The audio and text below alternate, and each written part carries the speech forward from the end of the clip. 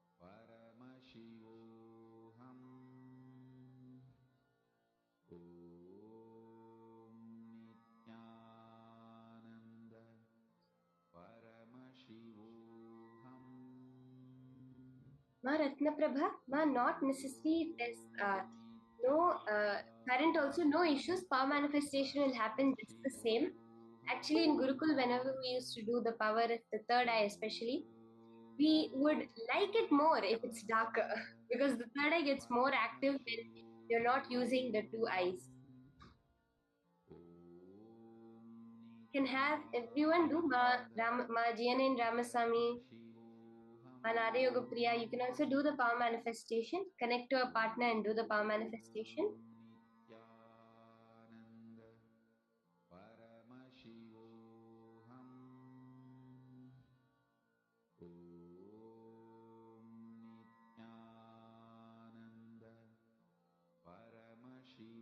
Just connect to Swamiji.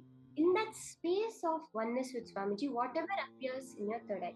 Meaning what? When you're keeping yourself untouched from the thoughts that are happening, when you are sitting there consciously deciding yourself as Paramashiva,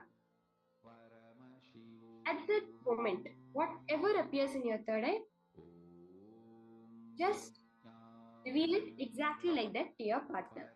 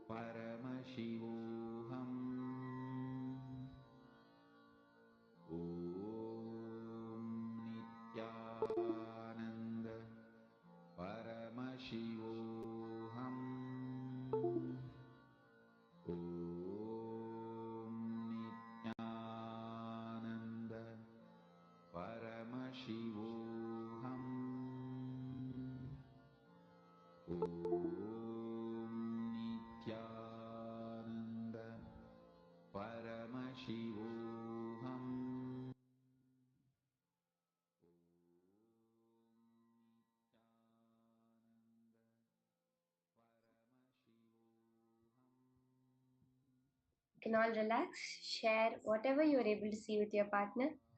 Ma Zentiao, Ma Jianain, whatever you are scanning, you can share it with your partner. So Ma Priyatma Surupini and Ma Alicia Morrissey doing the power manifestation very intensely. Let's all share with our partner whatever was appearing in our third eye during this scanning process.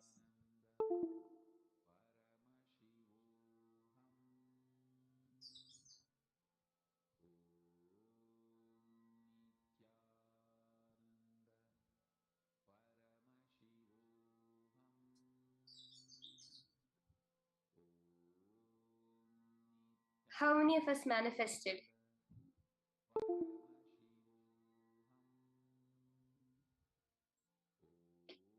Ma Priyesha has asked a question. My food and lifestyle is disciplined, but I slip at times. In my cognition, I'm absolutely young as Paramashiva. Even if my lifestyle is inconsistent, will I remain intact in my youthfulness? Ma, actually, when you make a conscious decision to manifest Paramashiva, you automatically, your lifestyle, your food, everything will align. See, as long as we have not made a conscious decision, as long as we're going by the various hundreds of unconscious decisions we have taken only, will there be an issue itself coming up? The minute you have taken a conscious decision, ma, you will see very clearly how all the lifestyle, everything gets connected into that.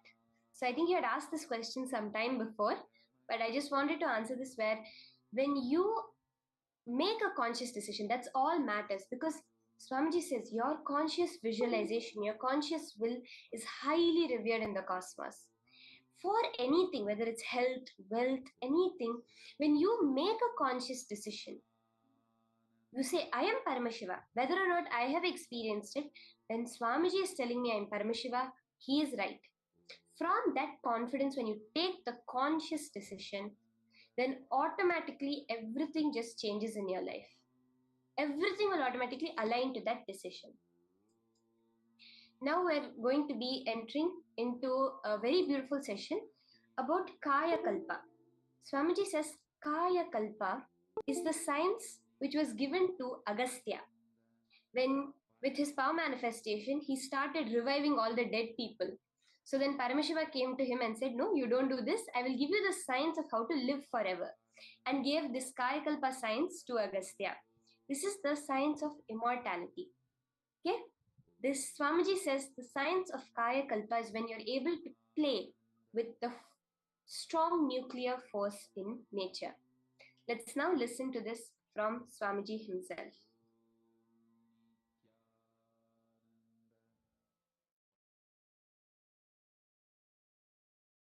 The sacred secret science of Kayakalpa is Paramashiva's message directly from Kailasa to the whole humanity, to the whole world today. From today, Paramashiva will reveal the great sacred secret science of Kayakalpa. Understand? Search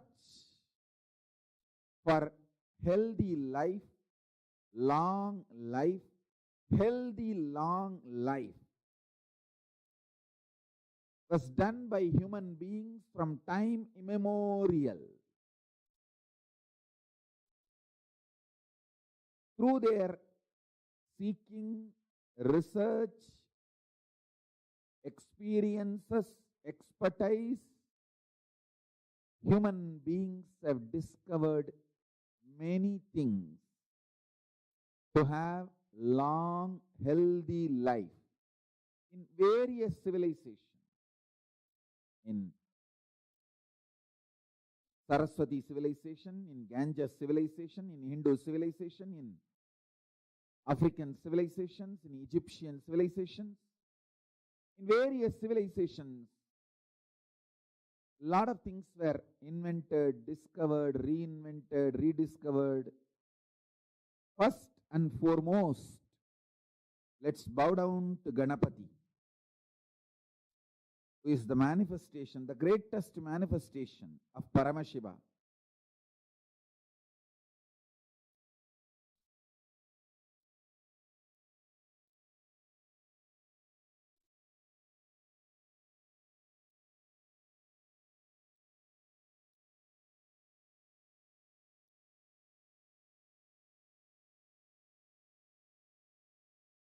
Listen.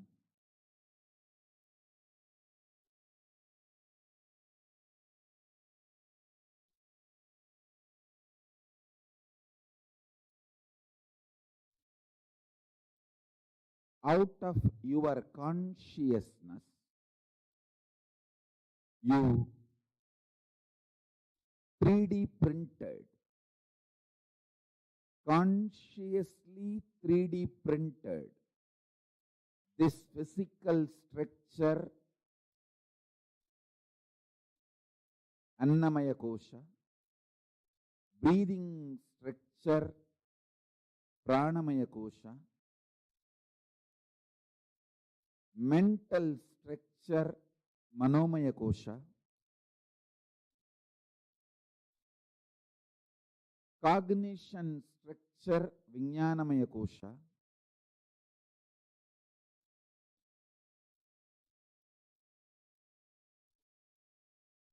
conscious structure, Anandamaya Kosha,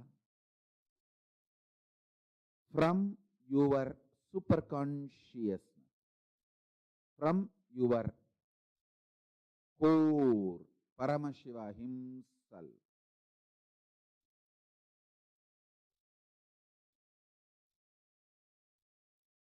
Understand, because you printed, you have powers to reprint, alter, evolve, rejuvenate, rebuild any part or fully. First secret I want all of you to know: continuously give love. You will live long, healthily. Listen to this first secret. Love everyone. Go on be loving as many people as possible, as many things as possible. Expand your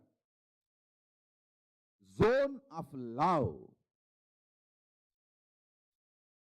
Expand your space of love. I tell you, love is such powerful energy.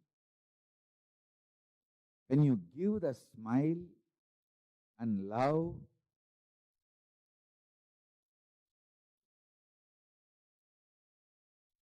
the way others respond to you, react to you, and the way you start feeling about yourself, and the way again you experience you, and the kind of chemicals and hormones you release inside you, and the way you feel secure about yourself and others, it just becomes virtuous circle. Listen carefully. Giving love to yourself, giving love to others, more and more people, more and more situations, more and more beings.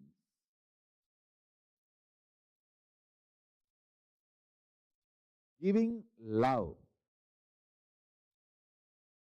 taking intense decisions to enrich world, enrich others, Tyaga. Tyaga removes all the negativity from not only your mind, it removes negativity even from your intestine.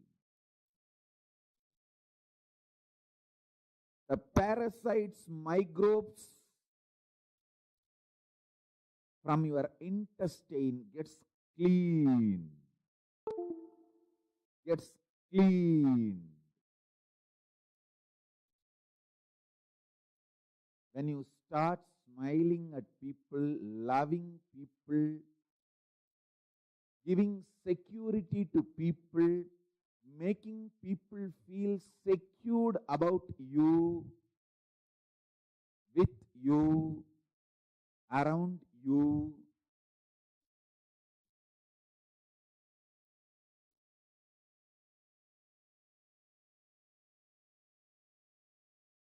this Kayakalpa Yoga is fundamentally the science of Jiva Samadhi, Swarupa Samādhi and Jiva Samadhi. See, Jiva Samadhi means you can decide when you want to leave the body. You can live as long as you want, 100 years, 200 years, and leave the body when you want. And when you leave the body also, it will not be dead. It will be like a living, like how Paramashivoham's body never deteriorated. There was no signs of death on Paramashivoham's body. Paramashivoham is one of the greatest incarnations. This Kayakalpa Yoga. This science is to achieve the Jiva Samadhi. Means when you leave the body, the body will not be dead like a normal person. You will sit in Samadhi, you will stop using the body, but the body will be alive. Like that you can sit in Samadhi for 200-300 years also. In India, we have great Jiva Samadhis. My own gurus, Raghupati Yogi and Kuppammal and Isakki Swami, all three of them are Jiva Samadhis. I have seen with my own eyes.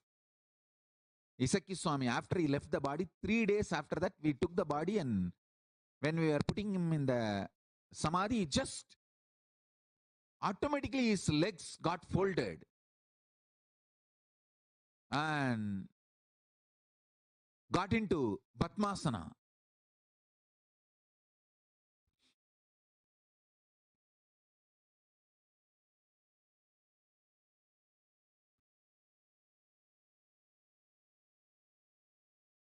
Not only I saw, there are many eyewitnesses. Even now in Tiruvannamalai, they are there. All of them saw that. It happened in open place.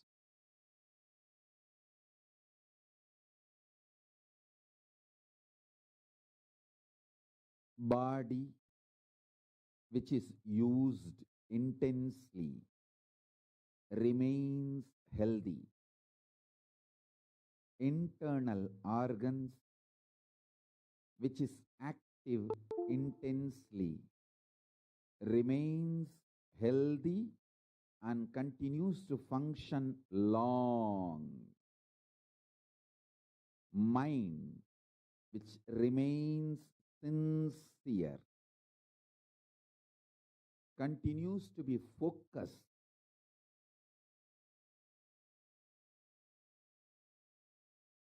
on the goal of life. Consciousness naturally, spontaneously, simultaneously, listen to this word, spontaneously and simultaneously manifest through all these three layers: mind, internal organs, and body. All these three.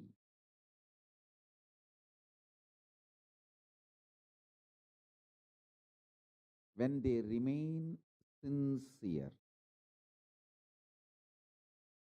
Let me give you deeper explanation. Use the body more and more you will be very healthy, energetic.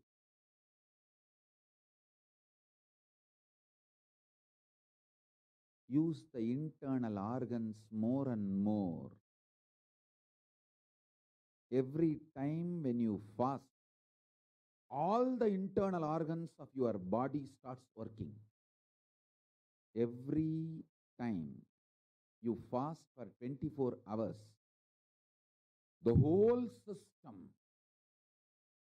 becomes alive, activated. That is why I insist at least 2 times do this to you every week. Understand? Be good to yourself at least 2 times a week. That's the best pampering you can do to you. Anyone who wants to live royal life, listen. Eating like a pig, whenever you can, whatever you get, is the cheapest way of treating yourself.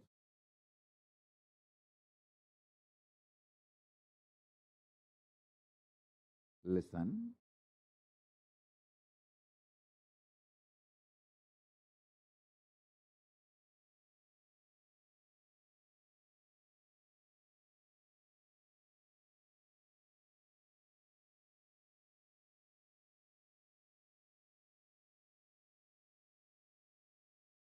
It's like treating yourself like garbage bag, garbage can, dustbin.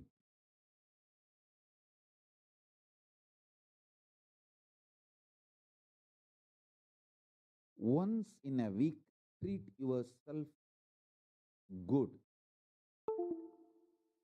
I'll highly recommend at least twice. If you are an initial level seeker, once a week. If you are very sincere about enlightenment, twice a week. Treat yourself royal. It means stop eating. 24 hours, just absolutely no food. If you can, dry fasting. If not, just water is okay. Water fasting. All your internal organs will become alive. As I said, the best food for your body is what is already gathered and stored inside your body. Allow the body to eat itself without giving food from outside. Listen carefully. I have seen people who don't eat because they don't have, but people don't eat even though they have for a purpose, higher purpose they don't eat. I have seen both kind of human beings. I have seen extreme poverty. I have seen very powerful royal people who don't eat not because they don't have, but because they have a higher purpose to exist, they stop eating. The difference I have seen in both the bodies, people who don't eat because of poverty, their body doesn't shine. People who don't eat because of the higher purpose, their whole skin shines because the cognition, purpose adds sincerity, shraddha, and shraddha as capacity to generate ojas and tejas. Ojas means pure energy. Tejas means shining power.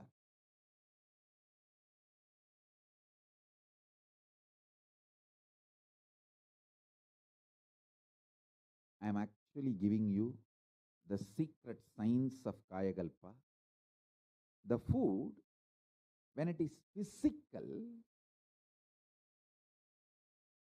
your longevity and health reduces. When it becomes liquid, your longevity and health increases. When it becomes just pure prana, your longevity and health increases much more.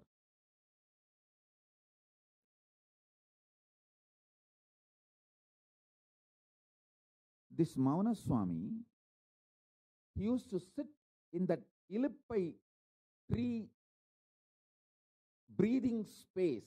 The Ilippai tree, it used to be a tall tree. All trees have their own breathing space. To the level, to the length, to the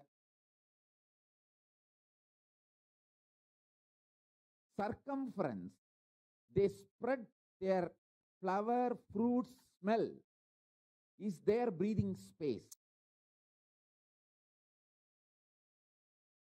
So this temple tower in which this Mauna Swami was sitting comes within the breathing space of that Ilippai tree.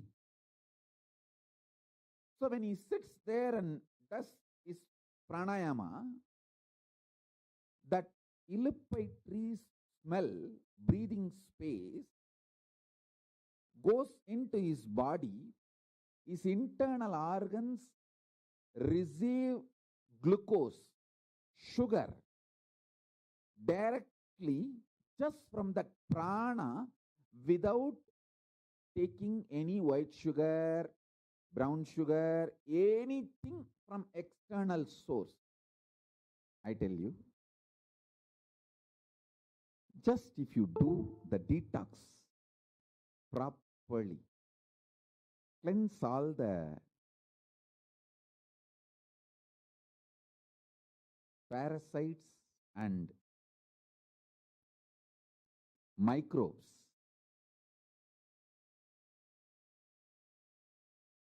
your whole system will become such healthy.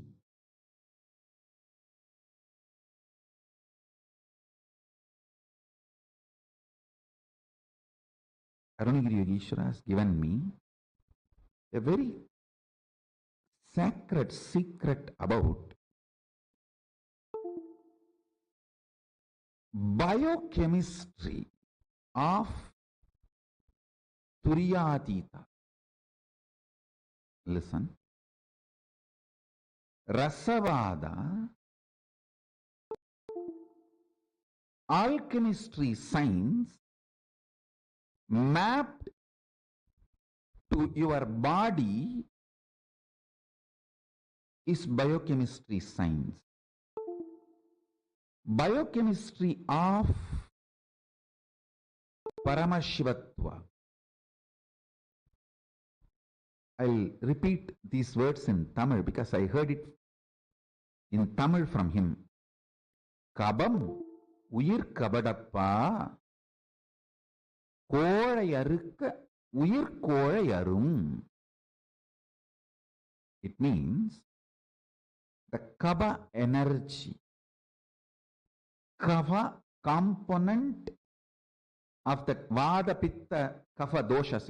In Ayurveda there are 3 doshas, Vada Pitta Kapha. The Kapha dosha, it's an energy also if you know how to use it. This Kapha dosha will destroy the life energy. There's one more word he used, kolai. Kolai, that word has 2 meanings. One, mucus. Another one, coveredness. He said, the mucus in you will make your consciousness covered. When you become covered, You start thinking there are multiple people in your life and there are multiple people paying in your life, and you start continuously blaming others. Understand? Blaming others is the quality of the coward. Even if others are attacking you, if it is reality, even if it is fact, taking responsibility and solving the problem is courage. Whether others are attacking you is your imagination or fact or reality, taking responsibility for it and solving is the quality of courageous being. Blaming others, cognizing others, putting the responsibility on others is cowardness. In Tamil, there is one word, kozhai. That word has two meanings. One, mucus, another one, cowardness. My guru told me, kozhai uyir kozhayappa. Kozhai uyir kozhayakkum. It means, I'll give you the gist of what he transmitted to me, what he blessed me. As the biochemistry of science of waking up to Turyatita. If you practice this science for 1 month, 2 paksha, we can make the samyama, Turyatita samyama. For 2 paksha, do this alchemy. Avoid all food related to kapha and mucus in your body. Mucus-free food. Understand clearly. All the cowardness of your willpower, your willpower experiences cowardness in 3 levels. 1, not feeling powerful to manifest what you want. 2, not thinking through, planning or acting. 3, strongly feeling your opposite powers, opponents, other than you are extremely powerful. It may be persons, situations, places. All of them are extremely powerful. They may overpower you. The intense fear. All these are definitions of cowardness, of will. When your will collapses into cowardness, these are all the experiences you manifest. I tell you, too simple.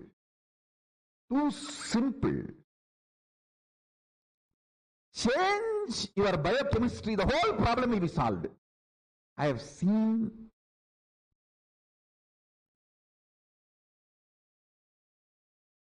when I applied my Guru's words in my life, I have seen this in my life.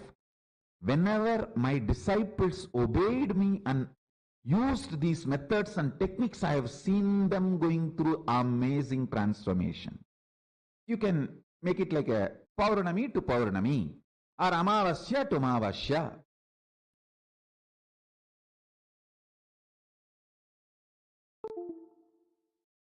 Take this up. Eat only fruits, vegetables, spinach. Just only these 3.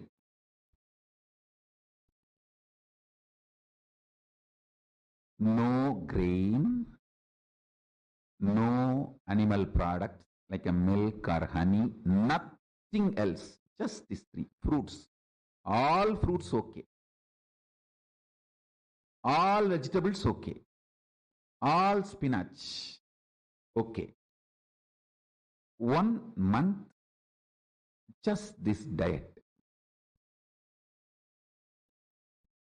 Listen carefully. Mucus is not something which affects only the activity, functionality of your lungs.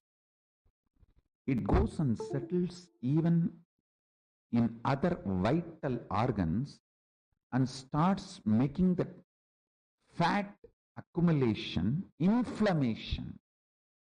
For fatty liver, mucus is the first reason. Fat, you see, inflammation in your liver and fatty liver, mucus is the first reason. Then fat gets built. That's secondary.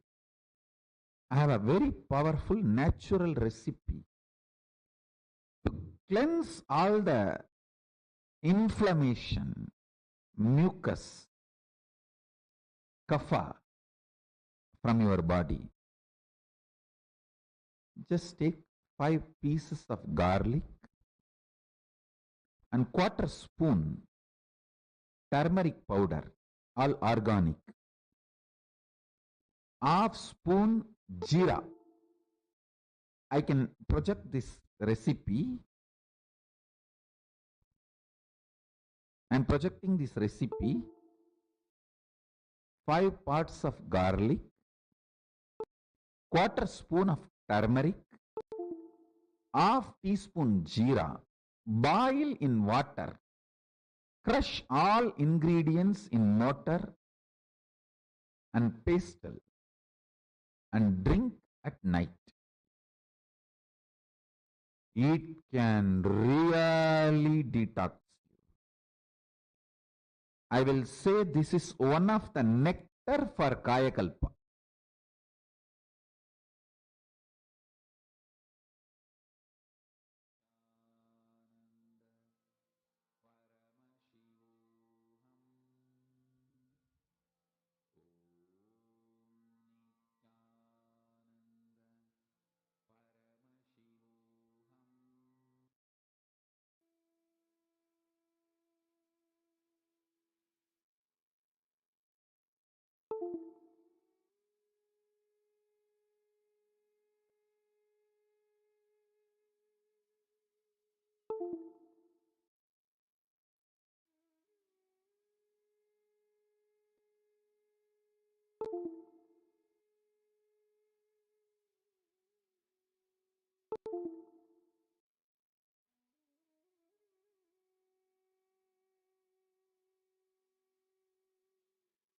So beautifully Swamiji explained to all of us where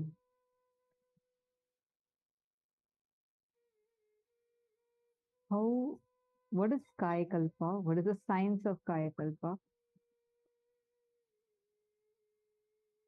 And how you can have this Kayakalpa in you. How to make your body into a Kayakalpa body. Such a powerful science what we just learned. And Swamiji also gave us a recipe. Did you all note down the detox recipe? Did you all take note of the detox recipe? Very, very powerful. And Swamiji also gave us the samyama that we can do, the diet that we can follow for living, like for having a mucus-free body. Like your diet, if it is mucus-free, it can help you tremendously. And Swamiji explained the science so powerfully. Swamiji had explained this to us.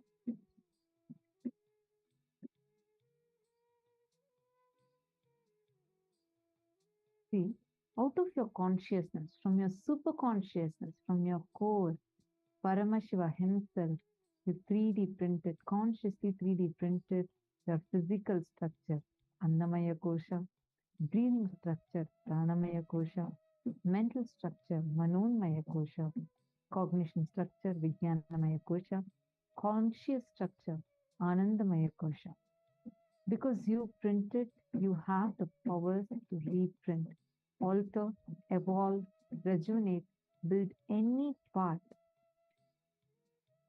or even fully rebuild yourself. Take a few minutes. I request all of you to type this one powerful cognition and please post this one powerful cognition on Facebook now.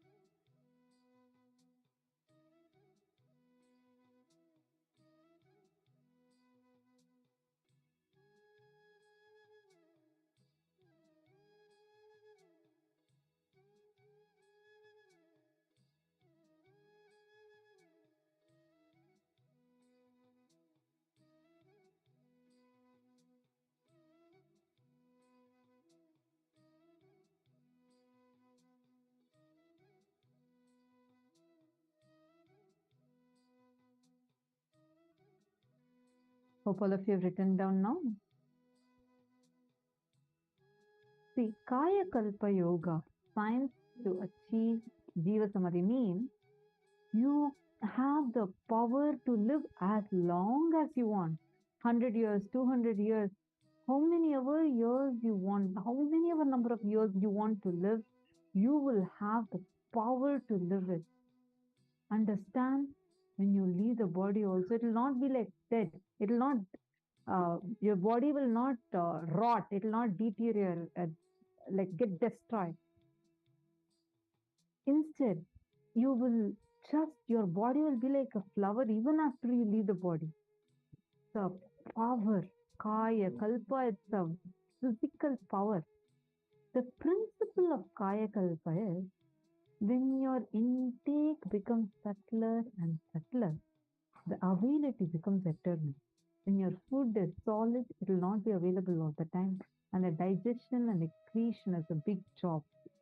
If your intake becomes pure energy, prana, then the internal organs are kept alive, active, without the need for filtering that energy.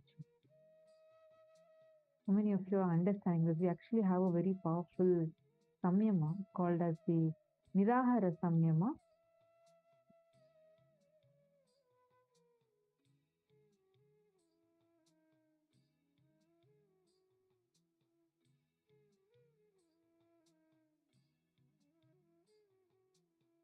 where Swamiji actually makes us to go beyond even the necessity of food.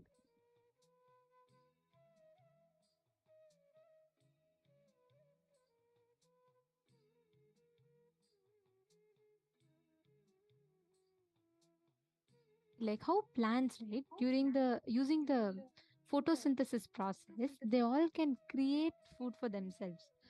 Each of our body has the innate ability to create food for ourselves. Each of our bodies has the ability to create food for ourselves, just like how plants do. Swamiji, using the Nirahara Samyama, awakens our body's innate ability to generate food for ourselves. And that is the science of Nirahara Samyama. Actually, tons of people have done this Nirahara Samyama successfully, and so many people are a witness to this. Like even she has done Nirahara Samyama for I think 6 months, right? Almost 1.5 years. Yes. And Swamiji also explained to us one of the most powerful ways how you can detox the parasites in your intestine. Listen, Swamiji said, giving love to yourself and others, smiling at people, making people feel secured about being around you, and taking intense decisions to enrich the world and tyaga, sacrifice, cleanses and detoxes the parasites, microbes from your intestine. Your whole system will become so healthy, and simply Kayakalpa will start happening through you.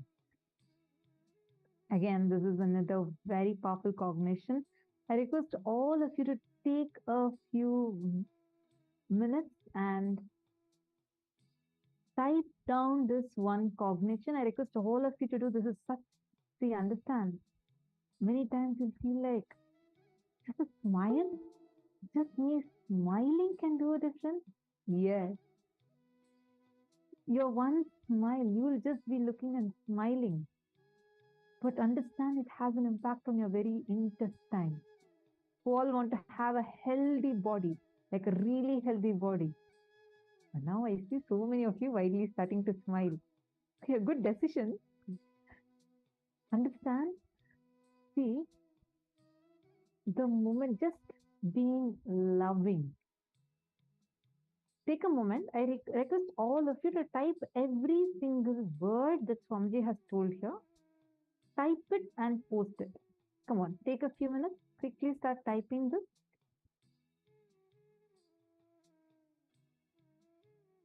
All of you take a moment. Type this and post it. Come on. Type this exact cognition and please post.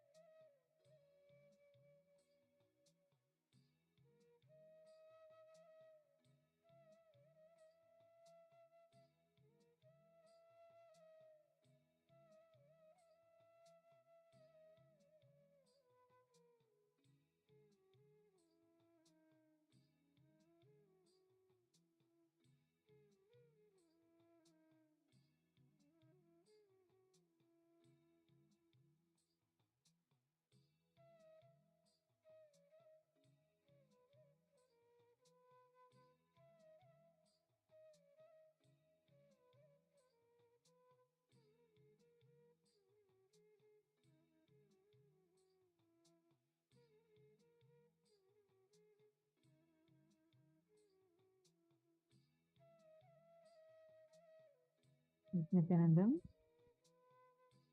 all of you typed out. I see only some of you are typing.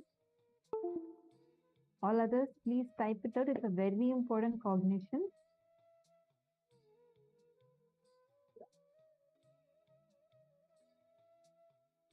Mohongru, that is okay. I see your message. First thing I realized is people live so isolated, no eye contact even. They don't even see I'm smiling or looking at them. It's true, but it's okay. Let it start from somewhere. When you start giving that love, you start radiating that love through you. It'll first thing it will do to you, it will just heal you tremendously. You will feel, how many of you just during darshan, you're sitting and seeing Swamiji and you see that love that is radiating through Swamiji. It's just seeing Swamiji puts you in that love. How many of you experienced it? And you feel so healed inside.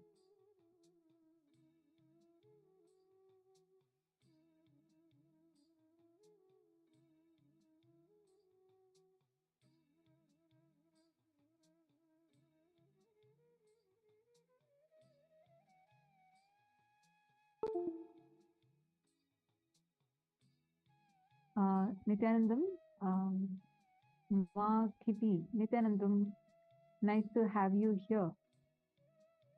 Kitty from, where are you from? Nice to have you here. You're asking for a link. Which link exactly you're asking, Ma?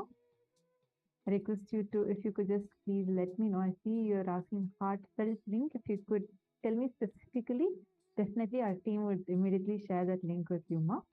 And Ma Kalyani, are you also there? Nithyanandam, sorry, I just missed your message on YouTube. Ma Kalyani.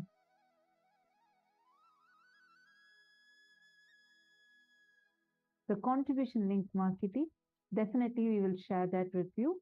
Our team would be posting that in the chat in just a few minutes. Where are you from? Nice to have you here. Where are you from? And I also, I think a few days ago, you had also expressed that you are interested to be a part of Kailasa, to become a sannyasi. Please let me know, because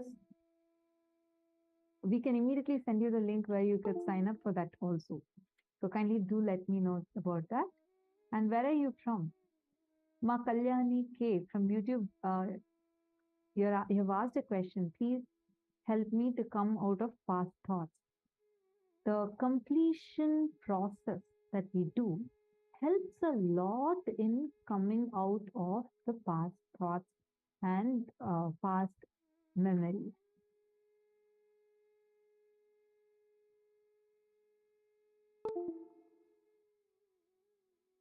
We'll help you that process of completion now, but please let me know if you are here listening.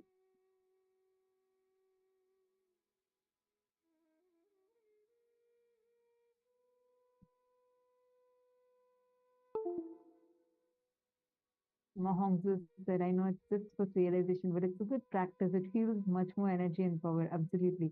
Mahongli Wong is saying, giving love to yourself, others, smiling at people. Yes, she has just posted the powerful cognition. Wonderful. I see many of you who have already posted. in other Zooms also. But still a lot more of you have not yet posted. Can I request all of you to post? Ma Shukrendraనంద, Chinese participants can post it even in Chinese language, but I just request everyone to type it and post it. If you could just tell, sorry, in case you're translating, request if you could tell all the Chinese participants that they can post this just in Chinese itself.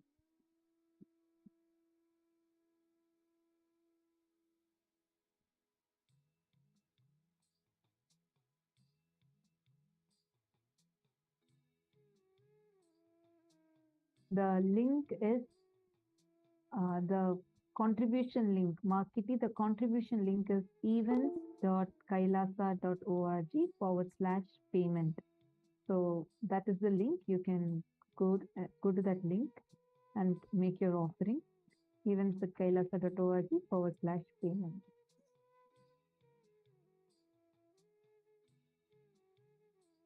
All right. So now since all of you have typed out, see, the food, when it is physical, your longevity and health drastically reduces.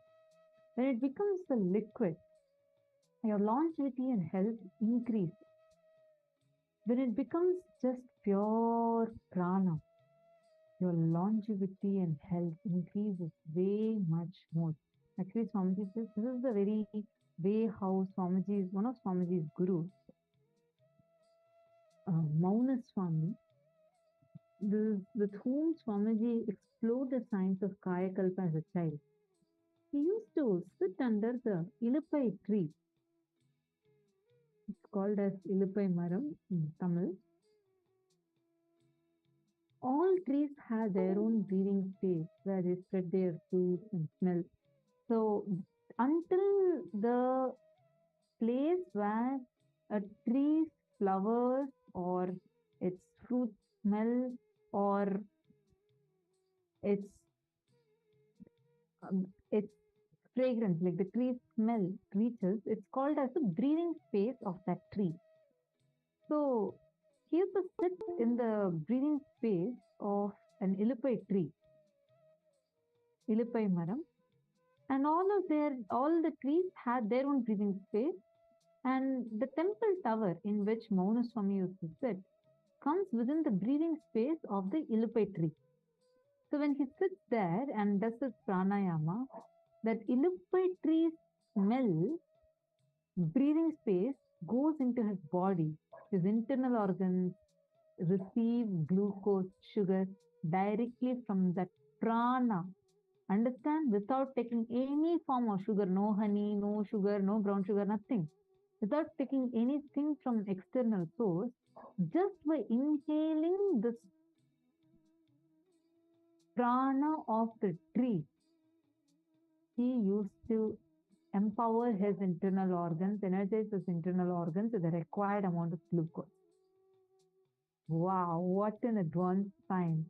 This science is called as the Kayakalpa, where you literally start living on air, prana. The most powerful Kumbhaka is Trinetra Kumbhaka. So now we are going to be practicing Trinetra Kumbhaka. It awakens the Kundalini Shakti, the cosmic union with Paramashiva, rebuilds your body, burns all the bad muscle memory, biomemory, and does everything best. Your whole prana sharira will become aligned with the full Kundalini Shakti. Now, you can do this every day. Start at 11 times in the morning and 11 times in the evening. After 2-3 days, make it into 21, then slowly 42, then slowly do 108. Now, we are going to do for 10 minutes, 11 times we are going to do. Listen to the steps carefully, then we'll do it also and show to you. Inhale through your left nostril as much as you can and comfortably hold.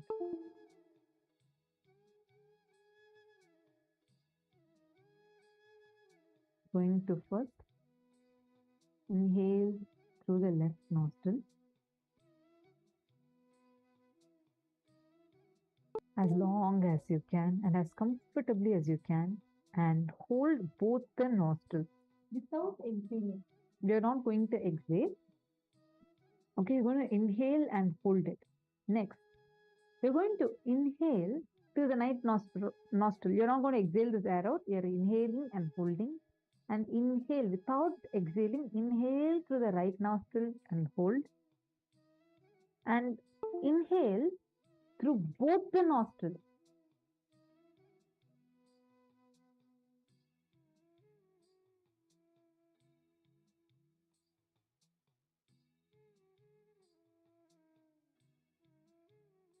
Hold as long as you can, as comfortably as you can. Automatically, the body itself will balance itself by exhaling a little. Don't worry about that. Hold as much as you can comfortably. At one point, when you feel you cannot hold it anymore, you're going to exhale through the left nostril. So,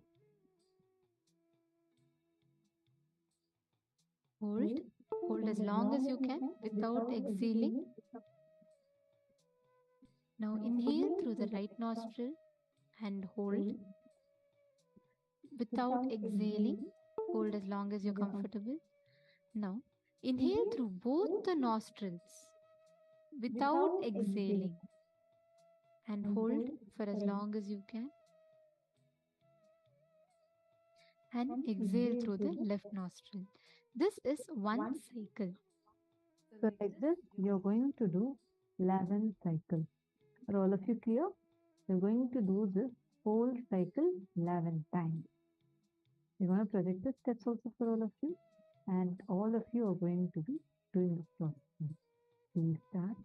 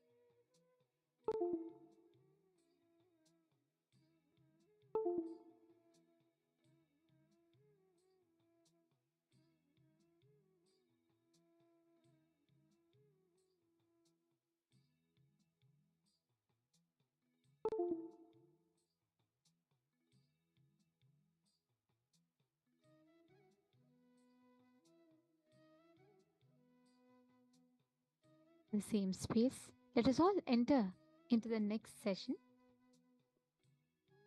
You all can relax slowly, very slowly. Please relax. Now, we're all going to be entering into the next part, where each of you are going to be manifesting a very particular power of identifying blood group of anyone that you will. Whoever you want to manifest with, whoever you want to scan and identify, you're going to be manifesting the power of body scanning, where you're going to be scanning, identifying the exact issue the other person has, exact blood group of the other person, and you're going to be verifying. Let's make this short and quick, okay? Now, each of you that are here, connect to another person that is there, okay? One of the partners. You're only going to keep it short, just one round with each person, and you're going to be manifesting quickly where you scan another person's blood group. Shall we start? Come on, let's start. Take a few minutes. Please scan the other person, identify whatever blood group you're seeing through the third eye, tell, share with them, and let them post it.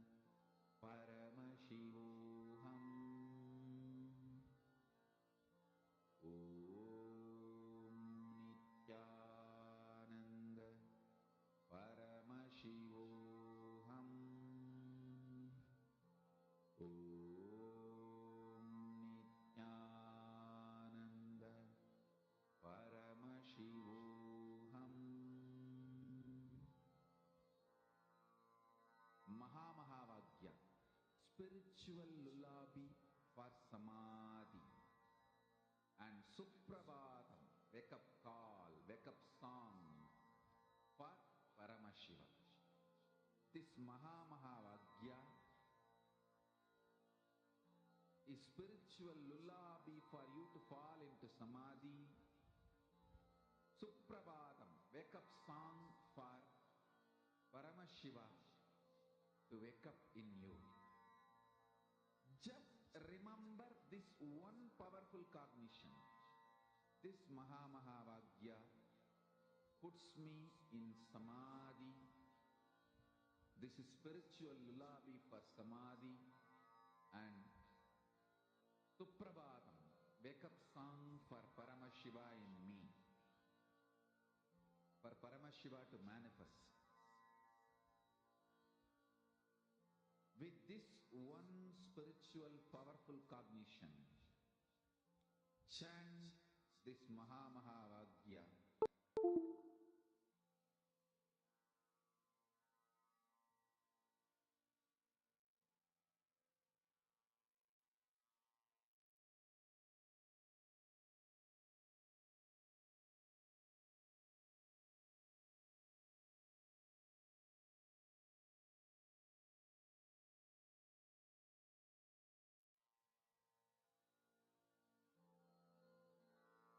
Mahavagya, spiritual lullaby for Samadhi, and Suprabhatam, wake up call, wake up song for Paramashiva. For Paramashiva to manifest. With this one spiritual powerful cognition, chant this Mahavagya. Om Nithyananda Paramashivoham. Om Nithyananda Paramashivoham. Om Nithyananda Paramashivoham.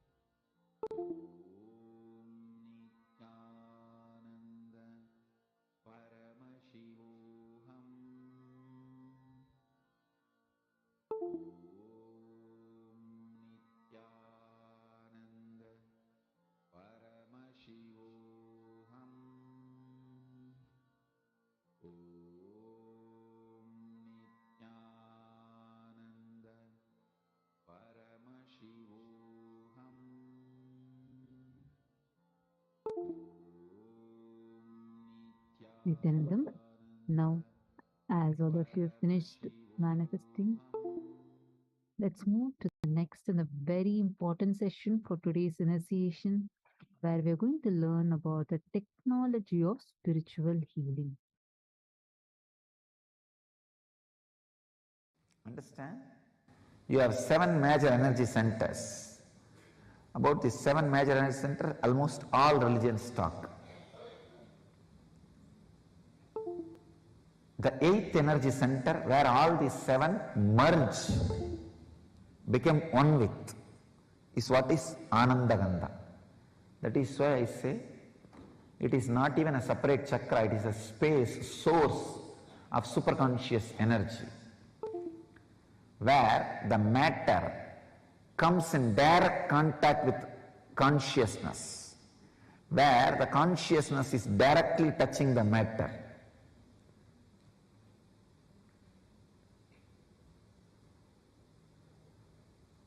It is the experience where the consciousness has samyoga into matter, where matter has samyoga with consciousness. When you relax into that space, consciousness fills matter, so naturally the superconscious healing happens. It is the highest happening which can happen to matter, not just physical healing or mental healing, radiating pure consciousness. The source of Anandagandha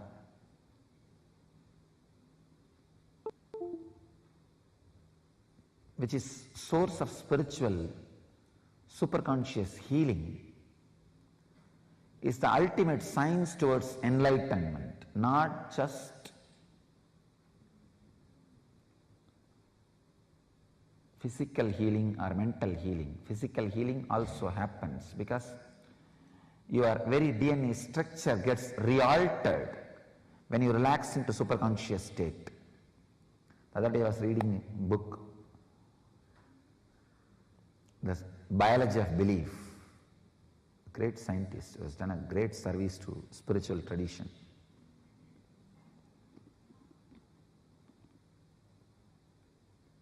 His researches really prove even the very DNA structure can be changed if your consciousness infiltrates the matter. Anandagandha chakra is the door where consciousness can infiltrate matter, where it can fill you.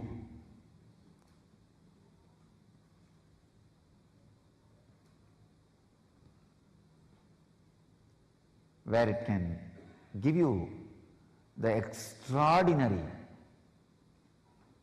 conscious experience, means breakthrough in human consciousness. I tell you, even the definition of enlightenment I am updating and upgrading. Understand, I am not only updating the definition of enlightenment, I am upgrading the experience of enlightenment to human bodies.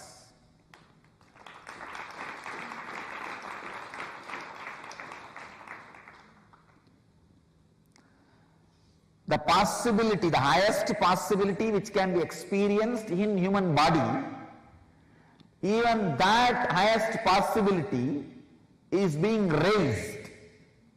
That is why I am saying, I am upgrading the highest conscious happening on the human body.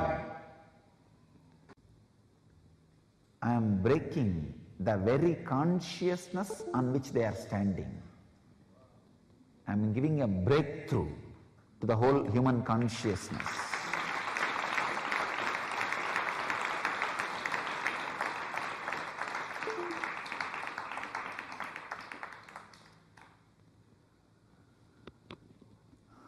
I am inviting all the people who feel the sacredness of my work, my contribution to the human society,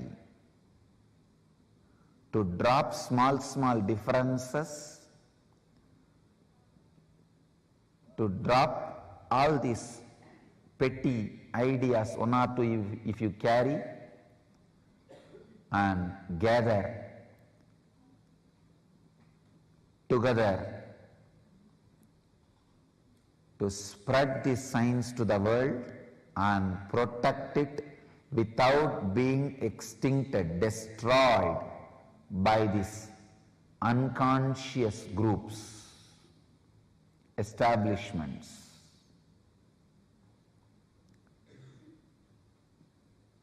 I am giving open invitation. Whoever feels helped by what I am doing, sympathetic towards what I am doing, feeling friendly for what I am doing, feels this ought to be done to save planet Earth, I invite all of you to drop these petty, foolish, small ideas, self-centered sufferings.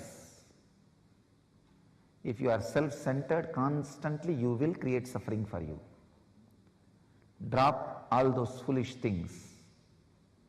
Let's stand together to preserve, protect and spread this great science of Anandagandha, the great process of giving breakthrough, great breakthrough, transformation to human consciousness. The very science itself cannot be described in one session. I'll try to give you the glimpse.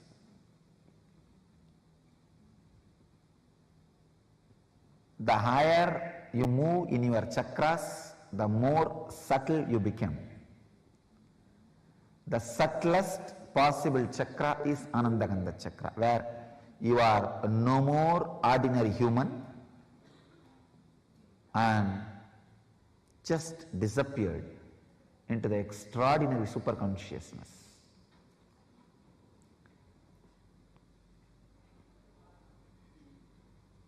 The technique or the process is two. One, if it has to be done just by your effort, unclutching. If it can be done with my effort also, process. If it has to be done only by me, initiation.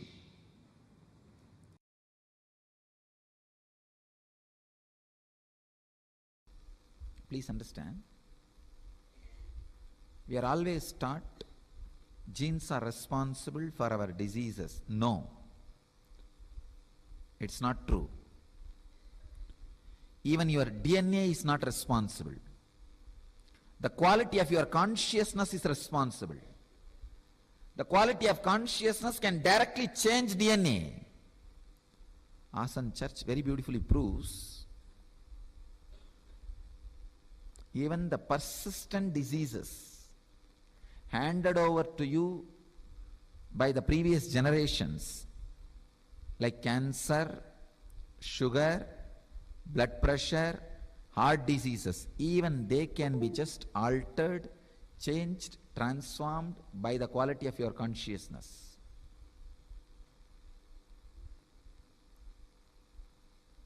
Another one research proves only 35% of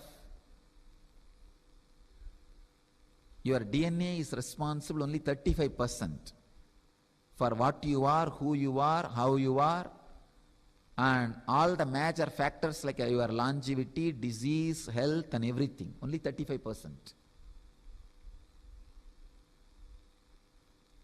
The science of epigenetics and the epigenome opens a new door to the great truths declared by Patanjali and Swatmarama. Patanjali in Raja Yoga Sutras and Swatmarama in Hatha Yoga Sutras.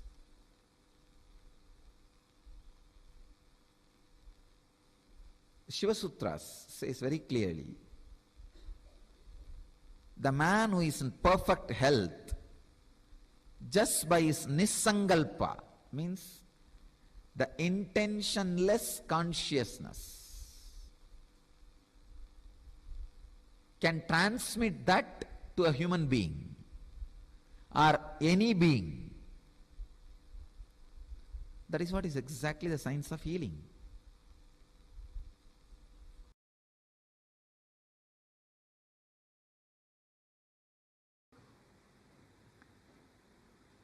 If I have to give one example, I can give the example of Gandhari in Mahabharata giving birth to 101 kids, 100 male and 1 female.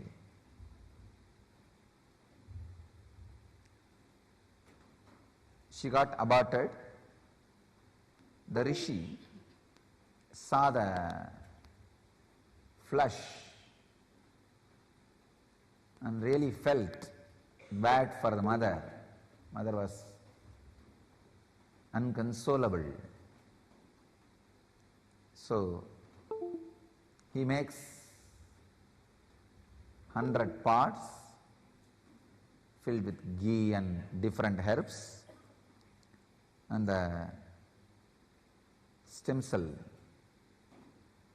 the same process used in some stem cell, the human cloning, first human cloning happened on the planet Earth, and 101 beings came out of the 101 parts, 100 male and 1 female.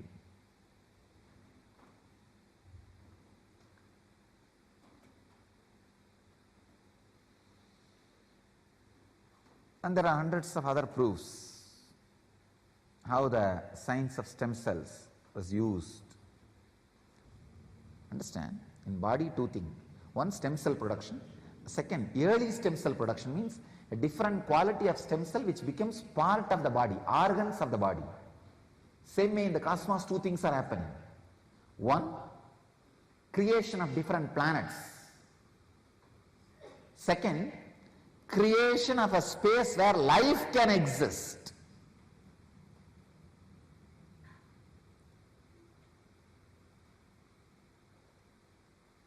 Compassion is responsible for one planet becoming many planets.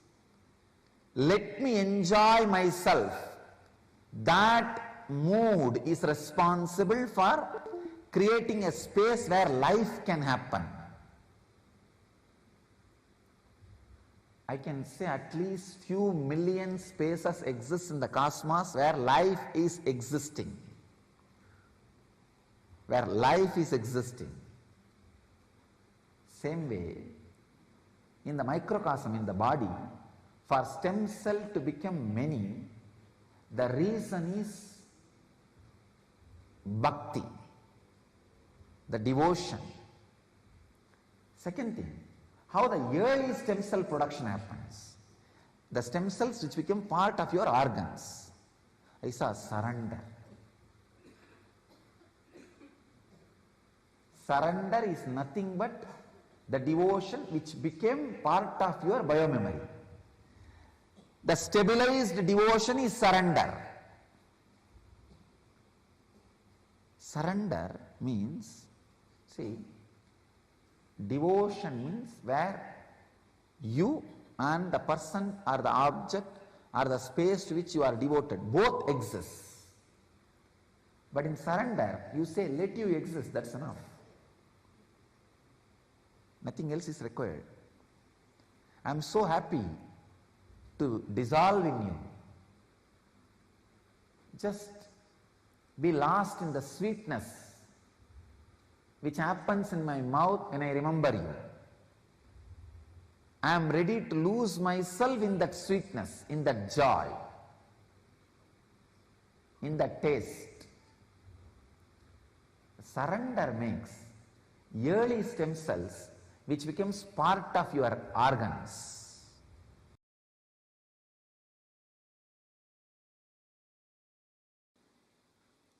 I wanted to share a few things about the extraordinary researches and discoveries done by the disciples of Maharishi Mahesh Yogi on Vedic literature and how the Vedic literature corresponds to special aspects of human physiology. Beautifully they proved 40 branches of Vedic literature in structure and function matches the human physiology, like various organs, organ systems and nervous systems, by Professor Tony Nader. Very beautifully in his research says that human body is a replica of Vedas, and the Vyakarana in Vedic literature is hypothalamus of the brain and Nyaya is thalamus of brain. And another one, very important research is they have done research on the cancer cells to determine the influence of Samaveda and rock music on it. All the cancer cells influenced by Samaveda started decreasing in growth, and the rock music increased the growth of cancer cells. It's very surprising research. They proved it. And they have done some more studies on how the fever is healed by Vishnu Sahasranama, diuresis, the urination problems, Mutra Mochana, diabetes, Rudrashtaka, for anti-aging, Gayatri Mantra was used. Now I will try to give my insight on the Nada Brahma. It's a sound which is source of everything. So when the sound vibrations are altered, the whole consciousness is altered.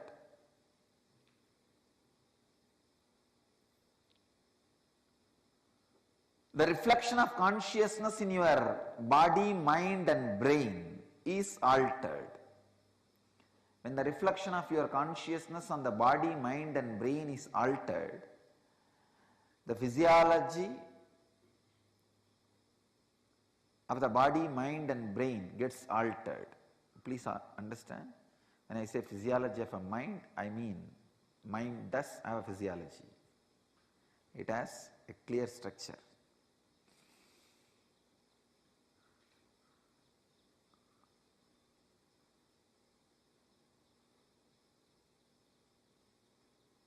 I have seen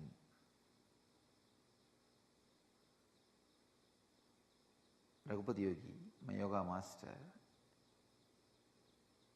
playing with sounds.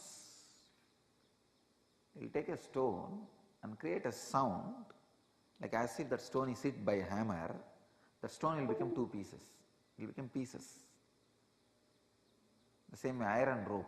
He will take iron rope and create a sound through the tongue, as if it is hit by a powerful tool, weapon, cutter. It will just break into pieces.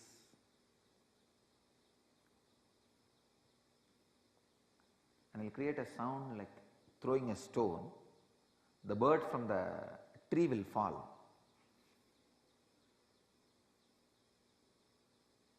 And just he will close one nostril. Through the other nostril he will blow the air in such a way he can even alter the smell of the air. He will just inhale and blow the air in a very proportionate way. From the stomach he will generate certain smell and release it through the air.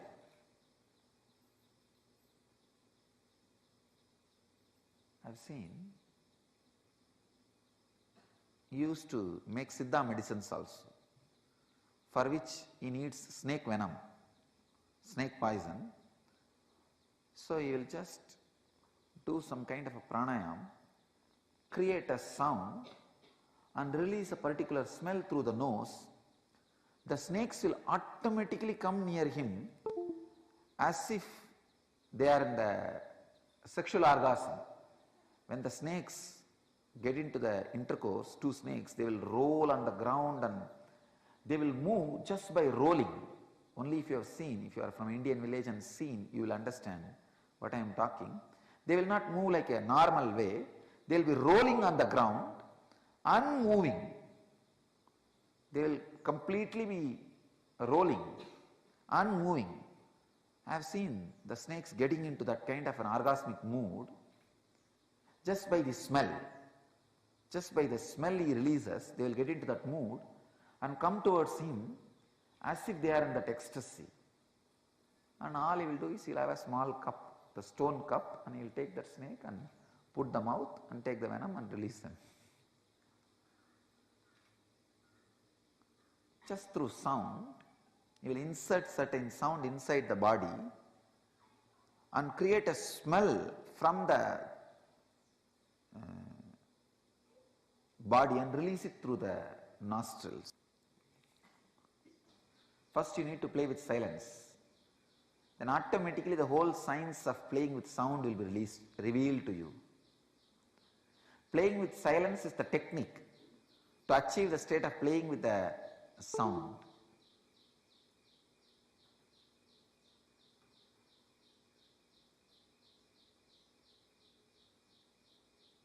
Playing with silence means getting into the deep silence through unclutching. So play with silence by unclutching.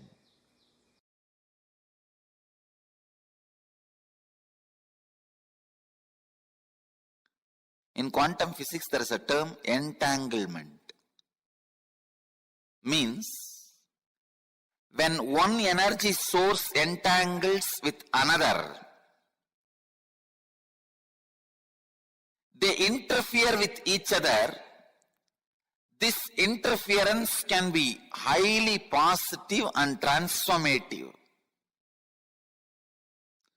and harmonious. Please understand, if one energy source comes in contact with another, if one energy source entangles with another, they interfere with each other.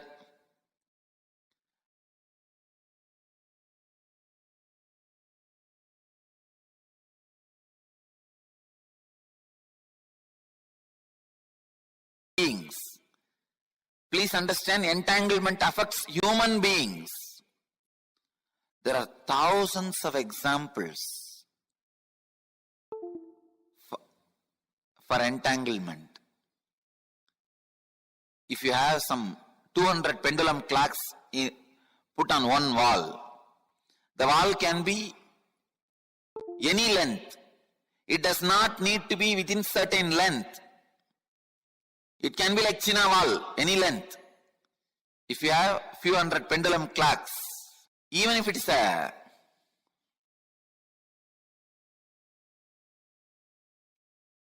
long wall, put hundreds of pendulum clocks and start them all at different times.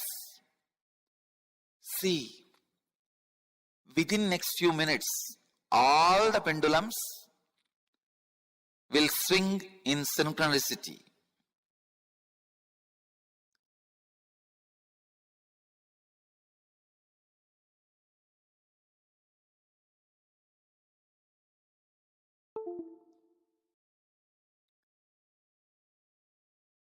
Exactly, this is what happens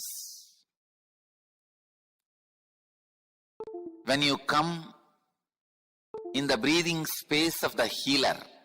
Please understand. When you come in my breathing space, this is what happens. Suddenly,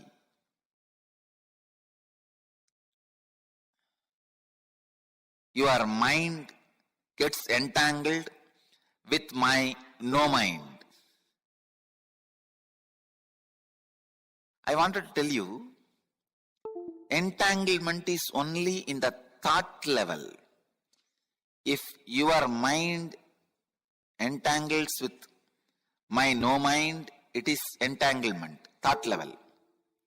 Next, please understand, if your muscle memory gets entangled with my muscle memory, that is called entrainment. If your biomemory gets entangled with my biomemory, it's called enlightenment. Entanglement can move to entrainment, then entrainment can become enlightenment. You need to know a few things. How this healing happens. See, healing happens in the entanglement level.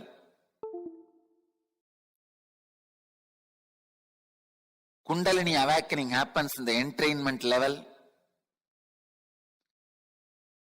Levitation happens in deeper than entrainment. I can say momentary enlightenment.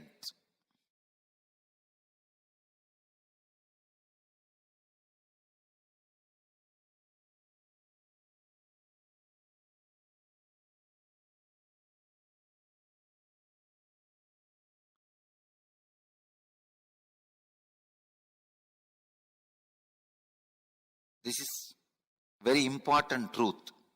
This truth about the entanglement, because this opens many doors, many possibilities, many understandings.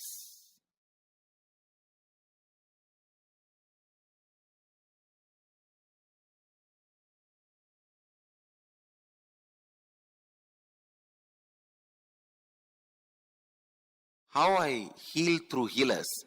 Because all my healers are pendulum clocks. Any other broken little altered pendulum clock, I add it in one wall. Both clocks start swinging synchronistically. Understand? That's all. Each one of my healer is my pendulum clock. If you are little broken, disturbed pendulum clock, if both are hung in one breathing space, your pendulum also starts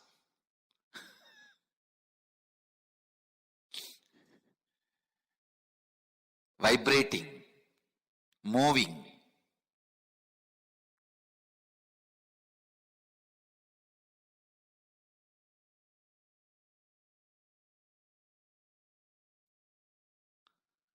The same tune.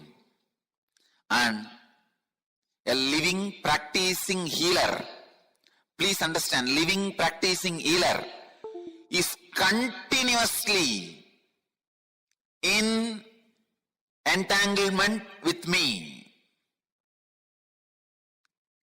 He may be wherever he is. A living practicing healer is continuously in entangle with me. This is what I call physiology of feeling connection. A practicing healer, a healer who lives whatever I am teaching,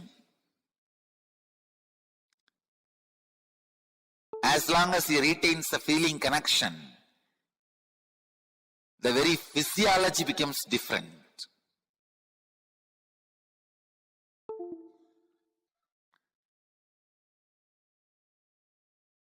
Entanglement means two persons falling in tune with same thought.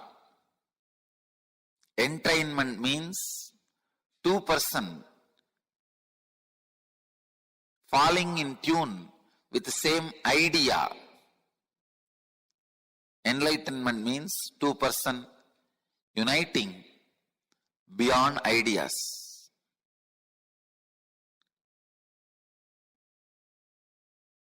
When you unclutch, you are in entangle with me. You are in entanglement with me.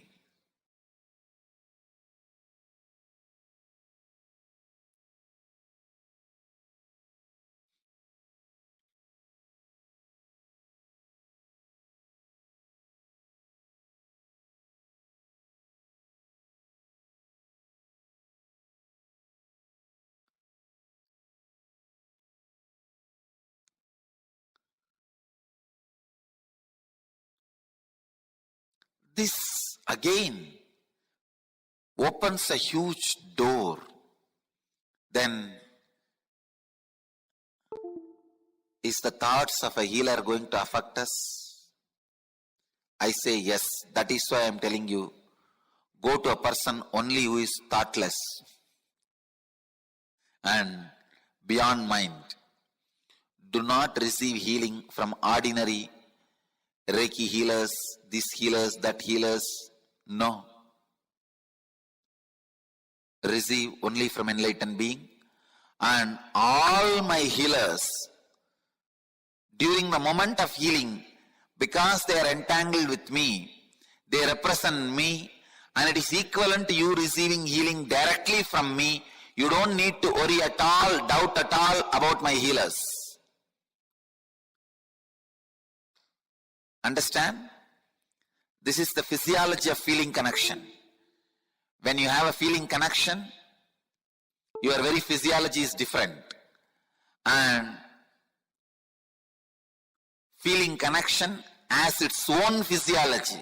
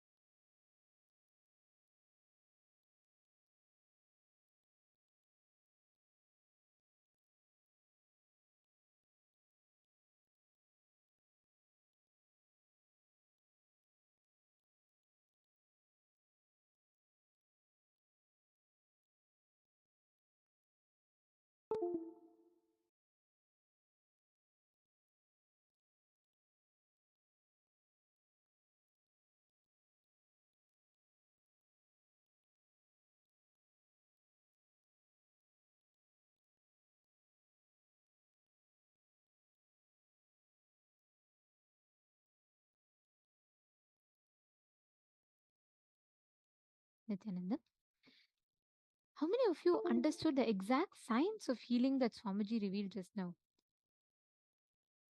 Please understand, this is the exact initiation all of us are going to be receiving today. We're all going to be receiving the initiation into healer's initiation. I'd like to start this with a question. Can I ask here, how many of you are receiving the healer's initiation for the first time today? Can you all post in the chat, please? Who are all here receiving the healer's initiation for the first time today? Ma Prithvi Prasad for the first time. Okay, interesting. Very nice. All the others who are all here for anyone for the first time? Or is there anyone who wants to request the re-initiation? Because I know many of you here, actually almost every one of you here have received it in the past.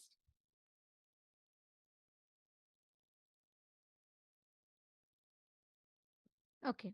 Now, let us understand the exact science of healer's initiation. How exactly it works? What are the do's and don'ts of a spiritual healer?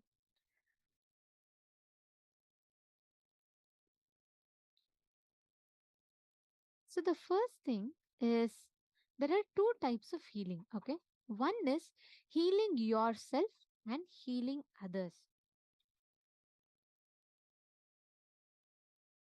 In the first initiation, where you're only healing yourself, there are no restrictions, there's nothing. You'll be receiving the initiation, and this is basically where you enable or awaken your inherent ability to heal yourself from the diseases that is there in your body.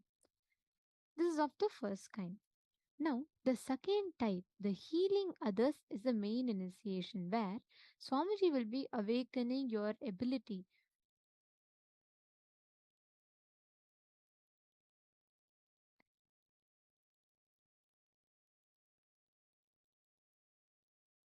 Heal another person. So, if you are receiving this initiation of being able to heal others, then you will have to say no to smoking, drinking, or eating any non vegetarian food. So, this is not like a restriction, but this is a lifestyle. And we will now be will actually later we'll be explaining to you all why as well, but let's quickly first understand each of these. See, when you drink or smoke or eat non-veg, the energy in your body is completely suppressed. When you meditate and practice healing, you will have a beautiful continuous energy flow in your system. Your whole system will literally be experiencing a very beautiful flow of energy. So, what happens when you receive the initiation? You are literally awakening that energy is flowing inside of you.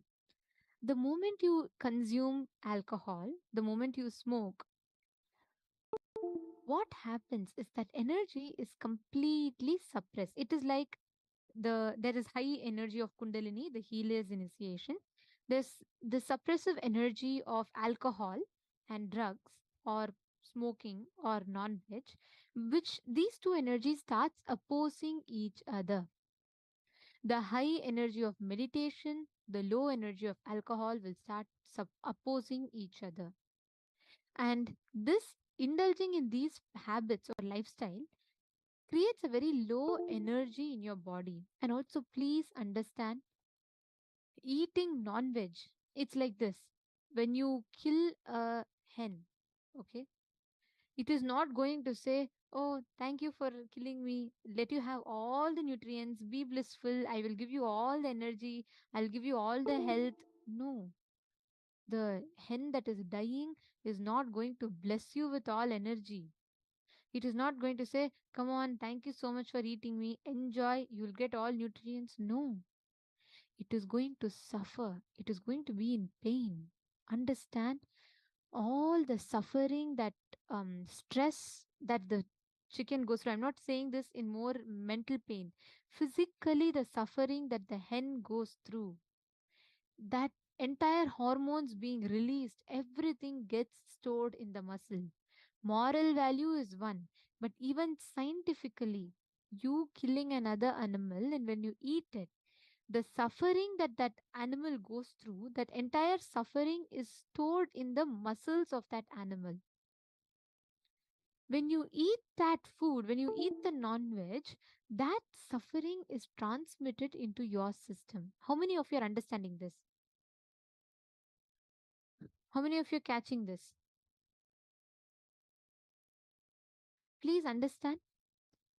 Have any of you here experienced when you have consumed non-veg, you felt low? Many people actually experience. There was a study conducted in by one of the vegetarian pro-vegan organizations in the US, where they studied up to 40 to 70 percentage of the youth and 70 percentage of all adults face sudden signs of stress, anxiety, sleeplessness when they consume meat.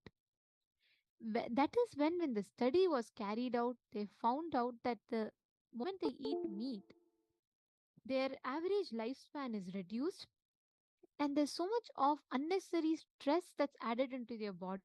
Swamiji reveals the precise explanation for it.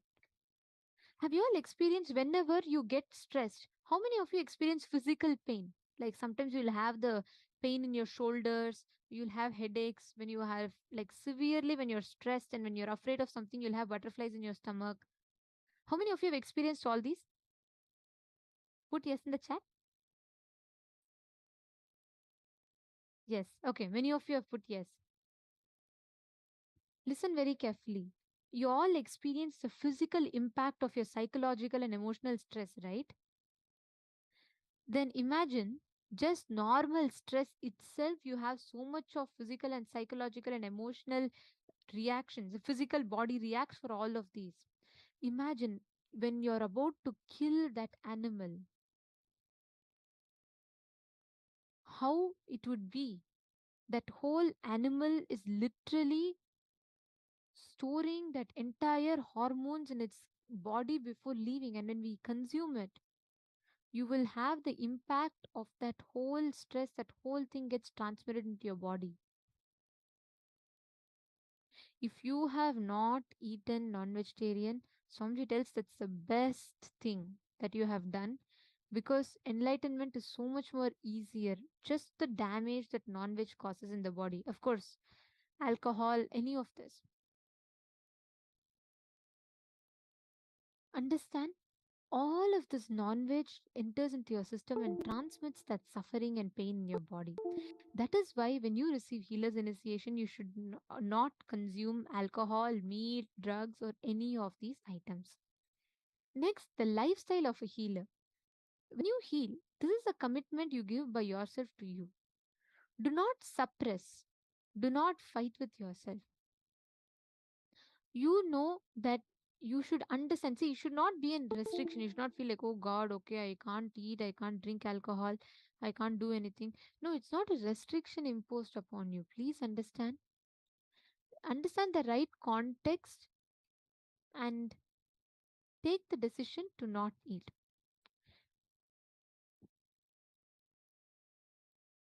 Swamiji tells all disciplines should happen with responsibility. Whatever commitment you give to yourself or to others, all the disciplines should happen with understanding and responsibility. It should be practice. Nothing should be told as a rule. Like you should not say, oh, I'm restricted to eat, so let me not eat this. No. Everything should be done with understanding and internalizing. That is why we are going to be taking you all through a certain guidelines along with the context of why. First thing, you should never refuse healing service or anything to anyone or anything who are in need of it.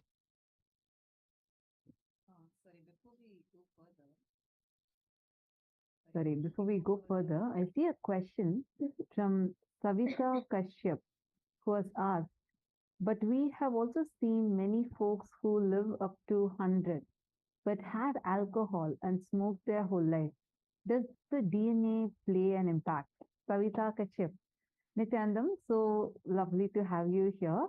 And would be also wonderful to know that which place you're watching us from, and really appreciate your participation. So the question you have asked, first and foremost thing,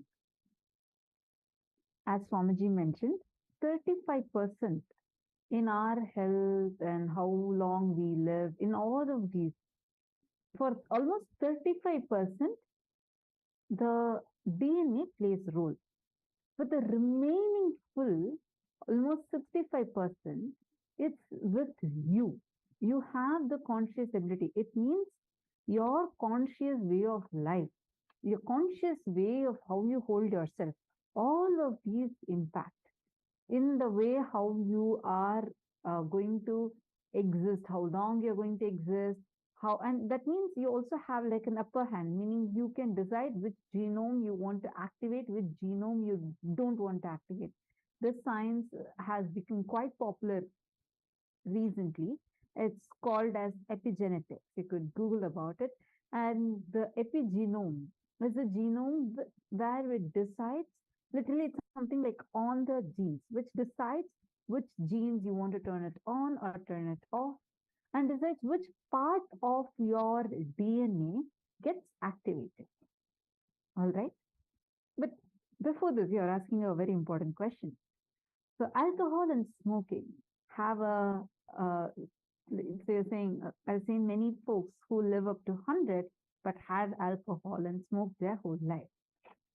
Once again, the way we see it matters over here. First, alcohol and smoking destroys your very consciousness, not just your physical body, not just your mental body, but your very consciousness. Second, the lifespan that they could have lived is way much more, that has reduced to how many ever number of years they have lived. We need to understand this, because the life expectancy of many people, especially if you have seen someone from the previous generation, means if you're saying you've seen people who have lived almost up to 100, it's definitely from the previous 2 generations, which means the life expectancy of the previous 2 generations was much more than what it is today. That life expectancy, if they're almost, even let's say that they are able to live up to 80, they're able to live up to 100, first, how healthy were they living? Because this directly impacts their physical body, physically deteriorates, it destroys your whole body, it destroys the mental health that you carry, and it destroys your very consciousness. Are you understanding, Ma? And it also impacts in a very negative way. It also impacts the lifespan of yours. See, whenever you are in your high energy, especially when you take initiation into healer's initiation, it raises your frequency very high. It keeps your energy so high. And at such a high frequency time, if you consume low energy alcohol, low energy meat, it conflicts directly with your high energy. That is why they are asked to avoid it. You understanding?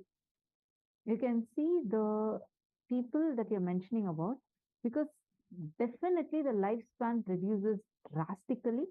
And even if any of the examples that you've given, you can check what kind of a lifestyle practice that they were living, because that impacts directly in how long they could have lived and how long they were actually able to live. And also, Masi, many times it is not about just the physical health alone. You never know what amount of ups and downs that the mentally they'll go through. All of this happens along with alcohol. Understand, alcohol is always low energy.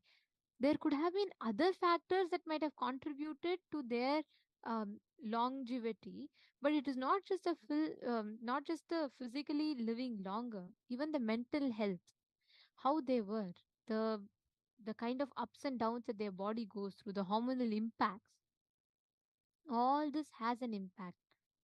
You're understanding, ma? Most of the times we just see it's about the physical health. Physically, also, it's scientifically established. Imagine the smoking box itself says smoking kills you and it sells. That is the way it addicts. Even despite you seeing right in front of your eyes how smoking kills, you're still going to, something in you pushes to go pick up that cigarette and smoke, because that is the way it addicts you. So, anyways, let's come back to the topic of initiating a healer's initiation. So, first thing, you should never refuse healing service to anyone or anything in need of it, whether it is plant, animals, or inanimate objects or animate objects, both. For example, if your laptop is not working, you should heal. If you have even someone you think is your enemy is coming and asking you healing, please heal. Any personal conflict or difference in ideology with a person should not come in the way of providing healing service to that person. If someone is of a different belief from you, or let's say your colleague is not in agreement with something that you are saying in another project, but he is in need of healing, you should never deny healing to such a person. Healing should never be denied. Clear? Consciousness is energy. There is nothing like inanimate or animate. Even laptops, even Atmalinga, so many people here have stories of how they have healed. I have healed a plant, like a plant was completely dying, a tulsi plant.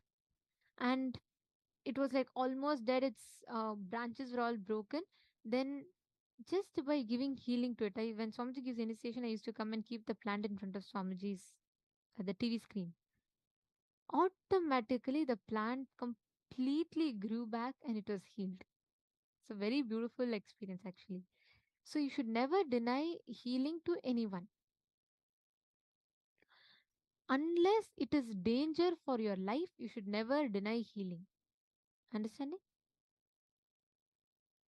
The Nithyananda spiritual healing service prayer should always be offered as a free service. Never charge any fee or accept any kind of favors. Even let's say your friend says, "Hey, thank you so much for healing. Because you healed, I want to give you some money." You should say, "No, please do not offer to me. You please put it into Swamiji's feet." And you have to redirect them to offer it to Swamiji's feet. Because when they offer, it is literally they're offering their karmas. So you have to make sure they're offering it to Swamiji's feet. If even let's say, you should not ask them any favors. You should not say, "Hey, you know what, I healed you, right? Can you please drop me at the airport because I healed you and you were benefited from it?" That is wrong. For just because you healed a person, you should not ask them any kind of favors at all. Clear? If any one of them are wanting to offer, direct them to Swamiji. Let them keep the offering at Swamiji's feet, right? And we suggest and encourage all the participants to regularly offer the healing services in one of our Kailasas around the world. And understand, healer's initiation is an opportunity that you will have to give that ultimate experience of healing, the gift that you have received, to share that with others. Now, someone has been responsible for bringing you to Swamiji, and therefore something has been added to your life, is it not? You are doing the same. There are many people who worship the ones who introduced them to Swamiji. Just like how people took up the responsibility of introducing you to Swamiji, you should take up the responsibility for this to reach out to more people.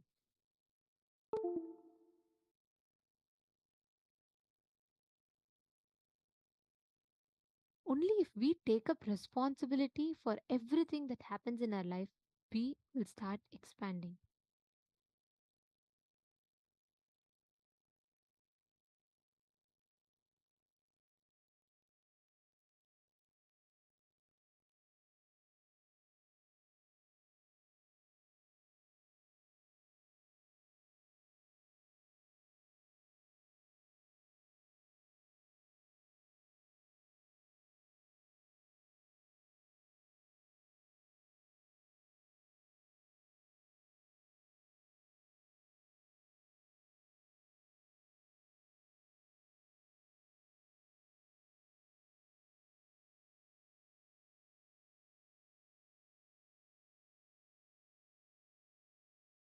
Understand, responsibility is a consciousness. Only those who feel responsibility as a consciousness can become spiritual healers. Be very clear. You can stand up only if you feel responsible for people's spiritual upliftment. When you stand up with responsibility, you expand and the divine energy flows through you. When you feel compassion towards others suffering, the whole thing takes the shape of responsibility and expresses itself as energy. That's all. Swami Vivekananda's motto for his mission was Atmano Mokshartam Jagat Hitayata.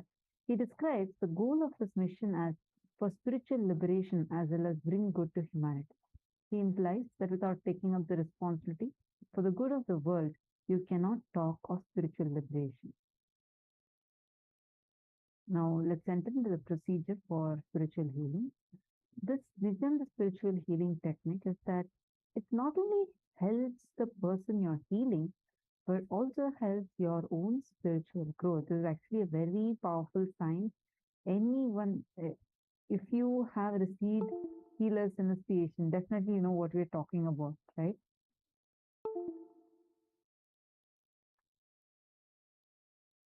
such a powerful science where not only that you would be able to give healing to another person, but while giving healing to the other person, even you yourself would experience that immense healing.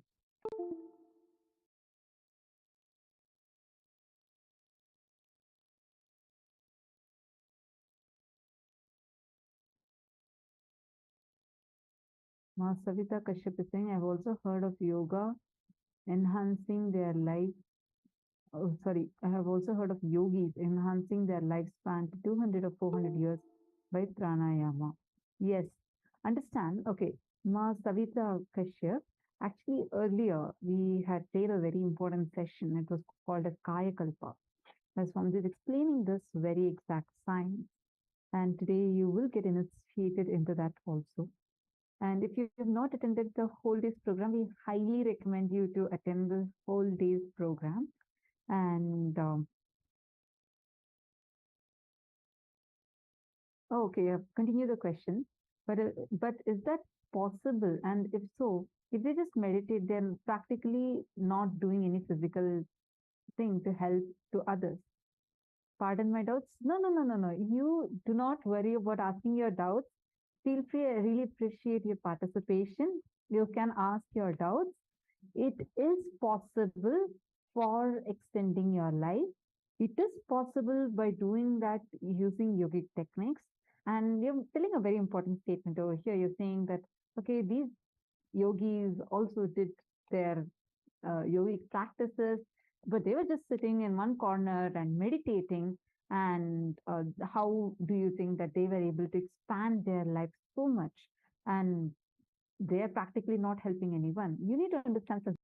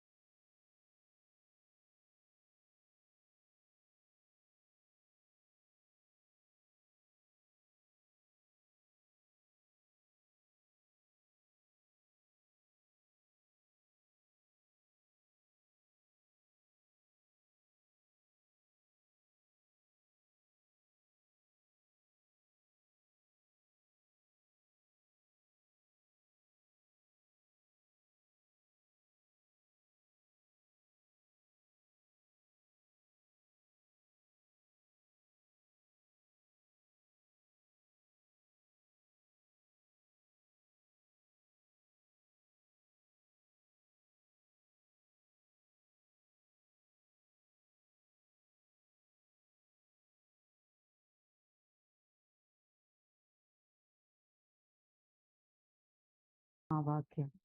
Om Nithyananda Paramashivoham. And you could even play it, but you should be chanting also. Once you're relaxed into yourself, feel only the boundless energy that's flowing through you. Continue as long as you feel the person is drawing the energy. You'll actually sense this effortlessly. Simply your hands will automatically drop. Once the person has had enough, your hands will just on its own, you'll just feel like stopping. It will be an automatic signal because this is the cosmic energy that's flowing through you. And make sure your your body language is showing the care and concern to the person. Be aware, be sensitive to the needs of those who are around you, and play Mahavakya during the prayer service. And always make sure that there is a picture of Swamiji in the room that you're giving the healing. Now, important legal disclaimers.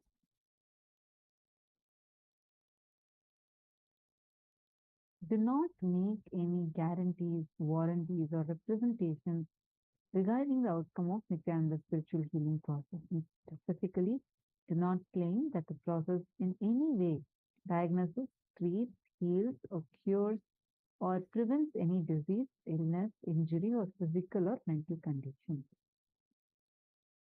Do not use the word patient to the person who is receiving healing. To whoever you are giving the Nithyananda spiritual healing services, do not call them as patient. You should not use the word patient for them. And if you are a licensed physician or other licensed healthcare practitioner, advise everyone to whom you are providing the Nithyananda spiritual healing services that such services do not constitute diagnosis, care, or treatment, or the practice of the medicine or any other health care. The Nithyananda spiritual healing does not involve the diagnosis or treatment of any medical or psychological condition and does not involve the use of any physical intervention or manipulation of the human body. Any benefit that an individual experiences comes from within himself or herself based on his or her body's ability to heal on its own. Understand and acknowledge that your participation in the Nithyananda spiritual healing program is on a voluntary basis. Do not charge or accept any fees or favors for Nithyananda spiritual healing services that you may provide to others. Do not provide Nithyananda spiritual healing services if you are suffering from any physical, mental, or psychological disorders or taking any medicines for any physical, mental, or psychological disorders. If you become aware that an individual who has requested your Nithyananda spiritual healing services appears to suffer from a mental disorder, do not provide Nithyananda spiritual healing service and recommend that he or she seek attention from an appropriate licensed healthcare practitioner or mental health care provider. If you are a licensed physician or other licensed healthcare practitioner, do not engage or claim to engage in medical diagnosis, care or treatment, or in the practice of medicine or any other healthcare profession in conjunction with any of your activities as a Nithyananda spiritual healing practitioner. Meaning you can be a doctor, you can still continue your profession, but not with the claim that because you are a Nithyananda spiritual healing practitioner, you become a doctor. No, you cannot claim that based on the right. Now, we request all of you to take a few minutes and head to paramashivoham.org, kailasa.org/paramashivoham. You will be able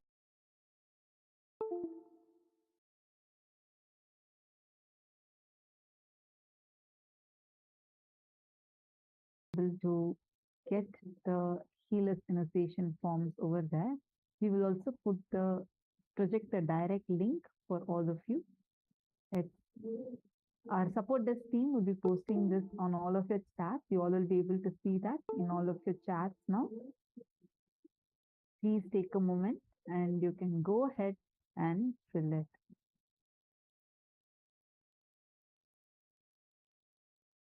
Request all of you to take a few minutes.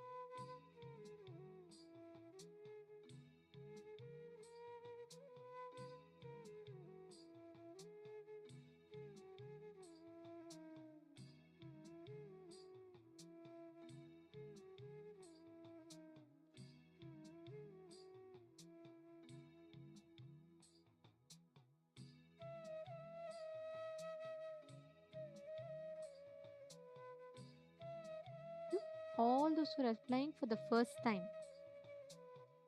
or if you've already applied and you want to request a reinitiation, please go ahead and fill this.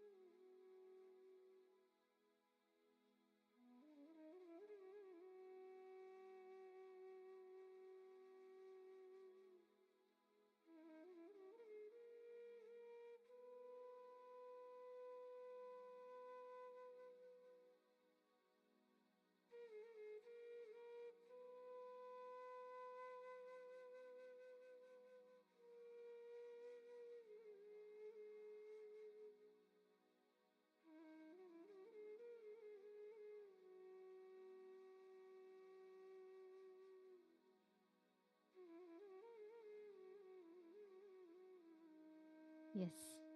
Please relax. And all of you have filled up. Okay. Can I request all the participants to please confirm if you have filled up the form? If you have filled up the form, please put a yes in the chat, please. This is very important because if you have not filled up this form, then your healer's initiation won't be counted. If you have received the healer's initiation, it won't be counted. You will not receive the healer's initiation. Only by filling this form, you will be receiving the healer's initiation. Yes. Some of the participants on the YouTube that were asking for the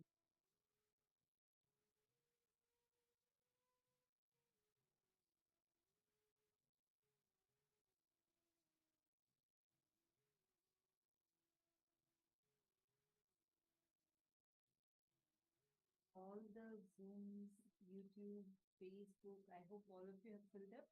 I've given enough time for all of you to fill up the form. Great. Now we are going to be entering into preparing ourselves for the most awaited part of our day, which is darshan. If any of you have your friends, your family members, any of them that wants to receive the healing, the darshan today, please have them join us, have them come over, let them all join, and let all of them receive the initiation, let them all receive the healer's initiation. Now, I'd like to start this now as you all are getting ready for the darshan. I'd like to first give you all a few minutes to please come and settle down. Can I request every one of you to settle down? Call at least 5 of your friends and invite them for joining the darshan. Just 5 of them. Invite them, let them come and join the darshan. I request every one of you to do this because today any pain, physical pain, mental pain, any pain or suffering that we have had, Swamiji will completely heal us just through this initiation. Please let us give a few minutes. Let's ask all of them to join. Take a few minutes. You can all call them. Manifest the power of body scanning with them and let them all join.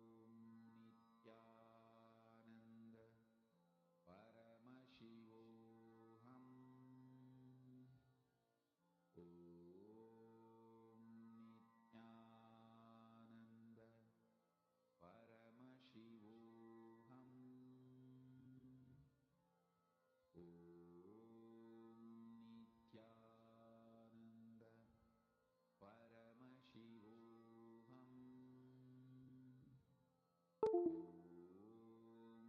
Nithyananda Paramashivoham.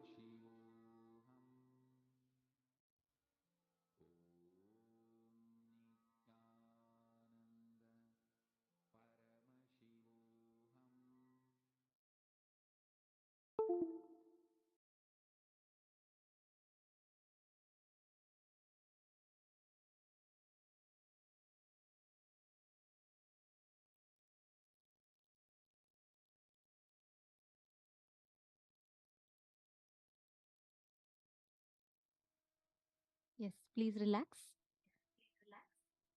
How many of you have manifested? How many of you were able to connect your friends and family members?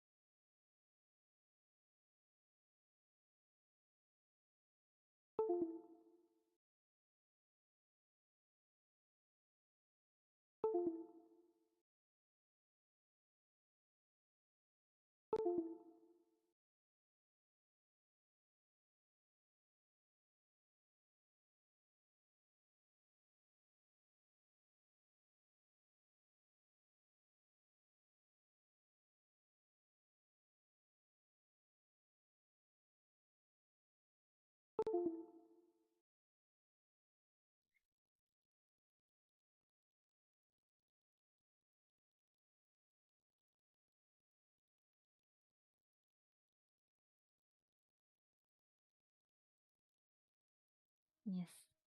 Now, as all of us get ready for the darshan,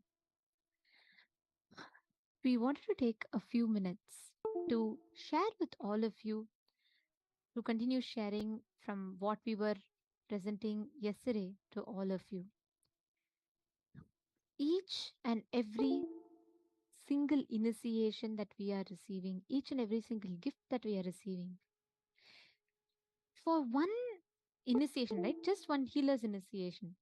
Swamiji has to go into that space of samadhi. He has to literally download all that sciences and he has to make it available for us. It's a lot of work for an avatar.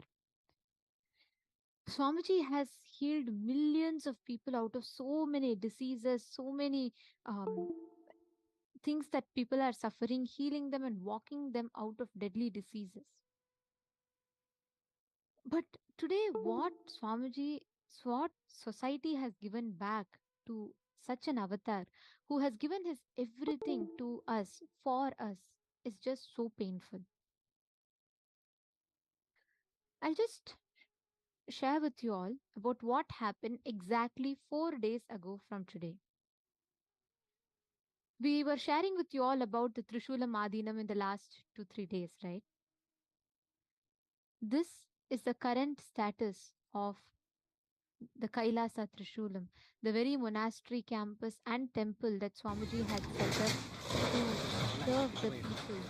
That very place that Swamiji had set up to give free food to the people is being razed to grounds, is completely demolished. This was a Paramashiva's temple with everyday puja, everyday rituals happening there on 15th of August, the very day that India actually celebrates Independence Day, where the freedom is celebrated.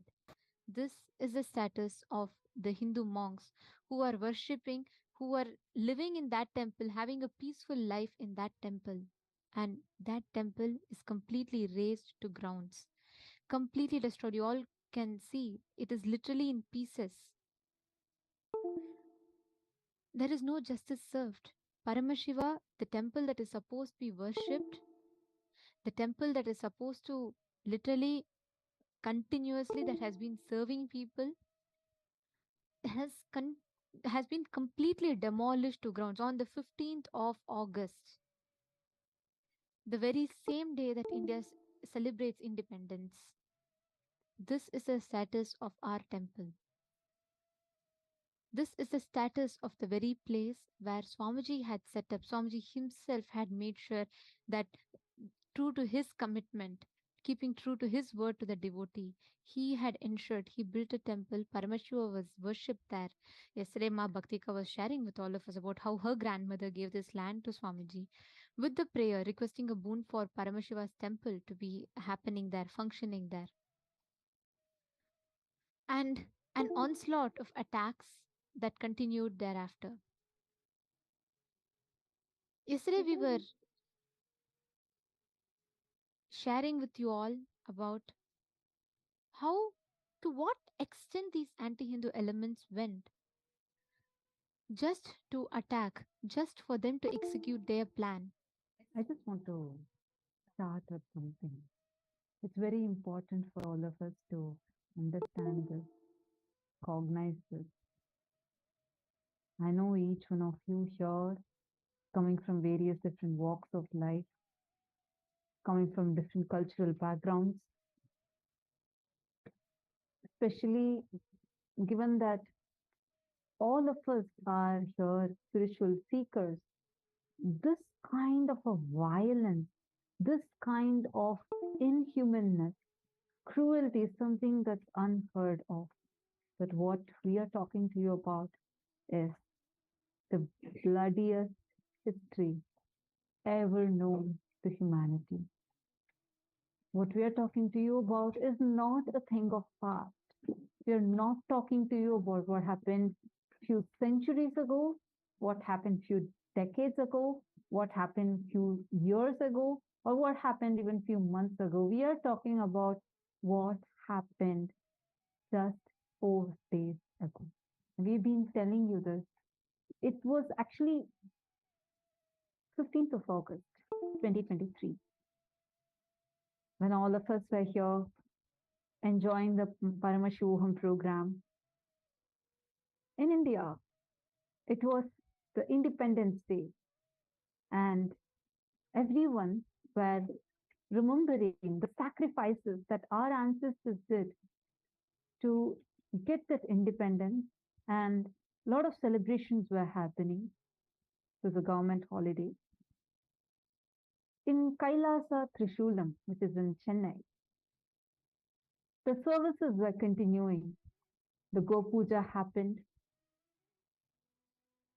The rituals were continuing. Annadan was continuing, free food offering. All of a sudden, a huge bulldozer comes and breaks into the campus, destroys the building, destroys the temple, destroys all the entire Goshala. They looted our property. They looted. It's a huge group with a lot of men in uniform. And mob, media, all together. It was as if the whole thing was very clearly evident that it is planned. A huge mob comes and attacks. They drove away our entire Goshala, the cows, the cattle that we had. They started harassing the sannyasis that are living in the camp. All of this are happening on the day of independence when we are supposed to celebrate, remembering the sacrifices of our ancestors and celebrating our independence. But this is what was happening on that very day. And this is happening, especially, you need to understand, we are talking about what's happening now, right now. The sannyasis that are there are not having the protection. They went, tried filing a complaint, but all in vain. This land, this particular property where Swamiji, all Swamiji did, Swamiji had given this one word, one commitment to one of his disciples. He told her, you don't worry, since you have wished, since you have asked that I have to build a Paramashiva temple here, I'll make sure that I do that. That's it. This was only one thing that Swamiji had committed to her. And if we just see the clear conspiracy here, every time when they have to attack a Hindu guru, there's the same strategy that we used. Yesterday, we took you all through the list of how each gurus were attacked, targeted, and killed. Every small guru, like when we say small guru, when we mean like if that person does not own a big organization, they're a sadhu, simple sadhu living their life practicing enlightenment. They are labeled as thieves, robbers, or kidnappers, and they are killed. Just one mob lynching and it's over. But if they are someone who's established, who owns an organization, who's doing so many services, who has a good reputation, and who is known for their contribution, then they're always targeted by false cases, alleging false cases and character assassination in the eyes of the public. This is a very clear strategy, conspiracy that the anti Hindu militants always use, whether it is every Hindu guru who stands up, it is the exact same conspiracy that is used against the anti Hindu elements. Yesterday, we had told all of you about the 3rd of March 2010, when a morphed video was created and the entire media machinery was planted to kick into action. They ran the morphed video of the Supreme Pontiff of Hinduism for 14,000 hours. Why? What did they gain from this? This, if you see, is a very clearly plotted conspiracy. And this is how every single media channel, this is how every single anti Hindu element prepares, they prepare their ground for justifying the onslaught of attacks, the assassination attempts that they are trying to do next, thereafter. understand, it's actually very painful for me. I'm not able to even It's because this is not something that it's I can't say this as a matter of fact because this is not. We all heard yesterday how in 2007 one of the devotees by the name Annapurniachi had offered this particular land to Swamiji with just one request, saying, Swamiji, please make a Paramashiva temple happen here. And right after that, Swamiji started the work for building the temple. In 2010, a huge part of the deep state elements, the anti-Hindu forces, the deep state elements that had a lot of political power, lot of media power, very powerful anti-Hindu mafia gang. When they were trying to buy this particular plot of land, because around it they had got this was at that particular time they wanted to launch an airport, and for that they were somehow trying to get this land. When they came and approached Swamiji, Swamiji said, "No, look, I am not interested in money. I am not interested in any. I'm not even interested in this particular property.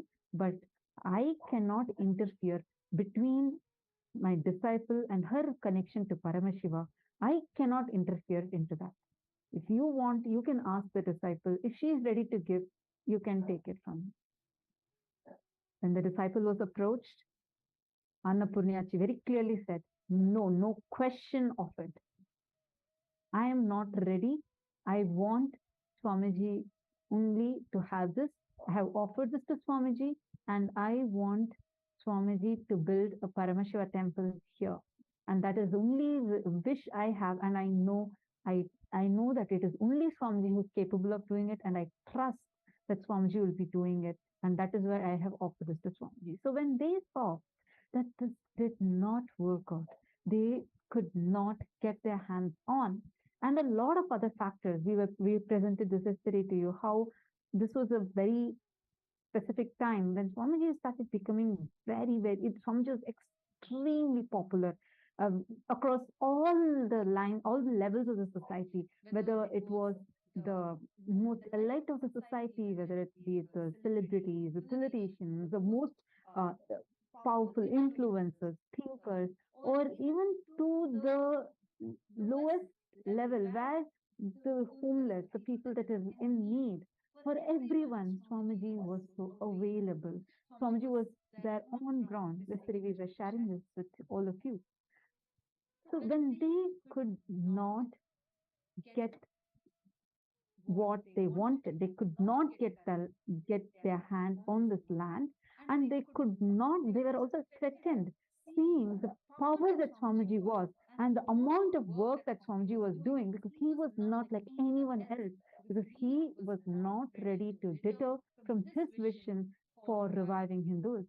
At that time, they created a morphed video, a very obscene morphed video of Swamiji, and aired it for over 14,000 hours through all of their media networks, and did a series of slanderous character assassination through multiple shows and obscene materials, morphed obscene materials. Actually, this conspiracy was admitted by the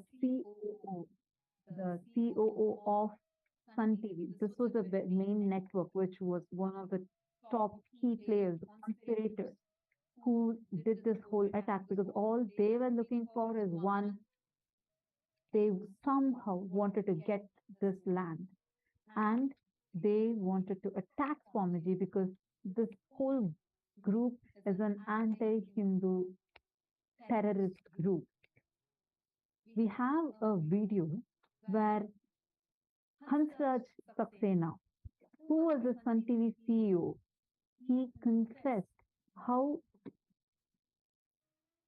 Actually, this Sun TV is the very same channel that had worked actively on spreading this morphed video content, and much after this video came out, and it was continuously circulated on all of these platforms. See, if you understand the strategy behind this, all the anti-Hindu elements got together, joined their hands, so that they can first create a ground to justify. They incite the mob hatred. Let me give you all an example. Today we all use social media platforms, and we're so on Instagram, Facebook, etc.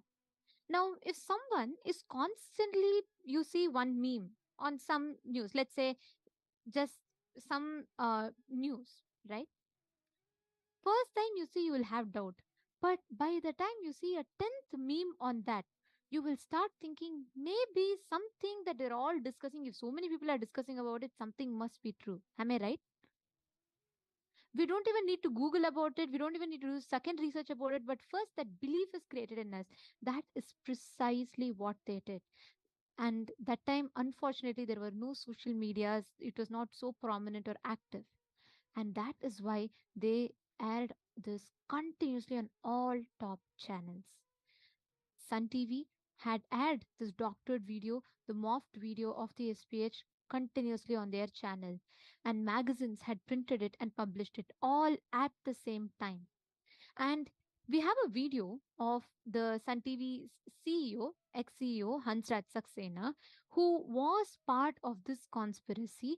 But after this came to light, and after um, so many different people who did the research on the video, they all confirmed that this video is morphed. When so many people started coming out saying, exposing how this video was morphed, the Sun TV CEO Hansraj Saxena, had come out in the public and confessed how they morphed the video just to get money and use it for extortion. We are going to play that exact clip where he is coming out. The Sun TV's CEO Hansraj Saxena had confessed clearly that the whole video was morphed and used for blackmailing and extortion.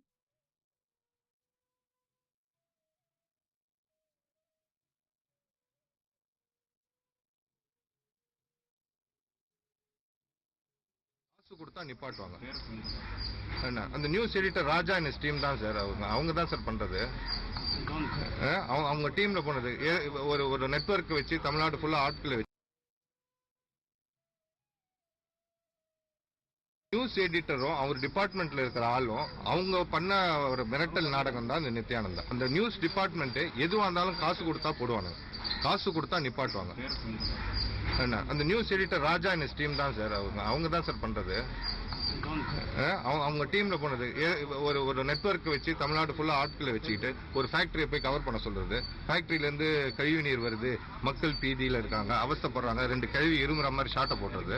மறுபடியும் பின்னாடியே ஒரு ஆள் அமைச்சு காசு பேசி பேரம் பேசி வாங்குது. இப்போ நித்யானந்தா கேஸை பொறுத்த வரைக்கும் ஒரு பெரிய பிரளயமாச்சு சன் நியூஸ்லையும் சன் டிவியை பொறுத்த வரைக்கும். அதுக்கு கூட சாக்ஸ் பேர் தான் அடிபட்டு இருந்தது இல்லைங்களா? ஸோ அந்த நித்யானந்தா கேஸ் பர்டிகுலர் அதை பற்றி என்ன சொல்ல விரும்புறீங்க? இது வரைக்கும் எவ்வளோ வழக்குகள் போயிட்டு இருக்கு? இவங்க கலாநிதி மாறனும் நியூஸ் எடிட்டர் ராஜாவும் சேர்ந்து இதை போட்டு அது பெருசு பண்ணணும்னு முடிவு எடுக்கிறாங்க. நியூஸை போட்டு அடின்னு அடித்து அந்த நியூஸ் டிபார்ட்மெண்ட் ஆட்களை நித்யானந்தா கிட்ட ஏதோ வசூல் பண்ணணும்னு ட்ரை பண்ணி எல்லாம் பண்ணது அந்த team.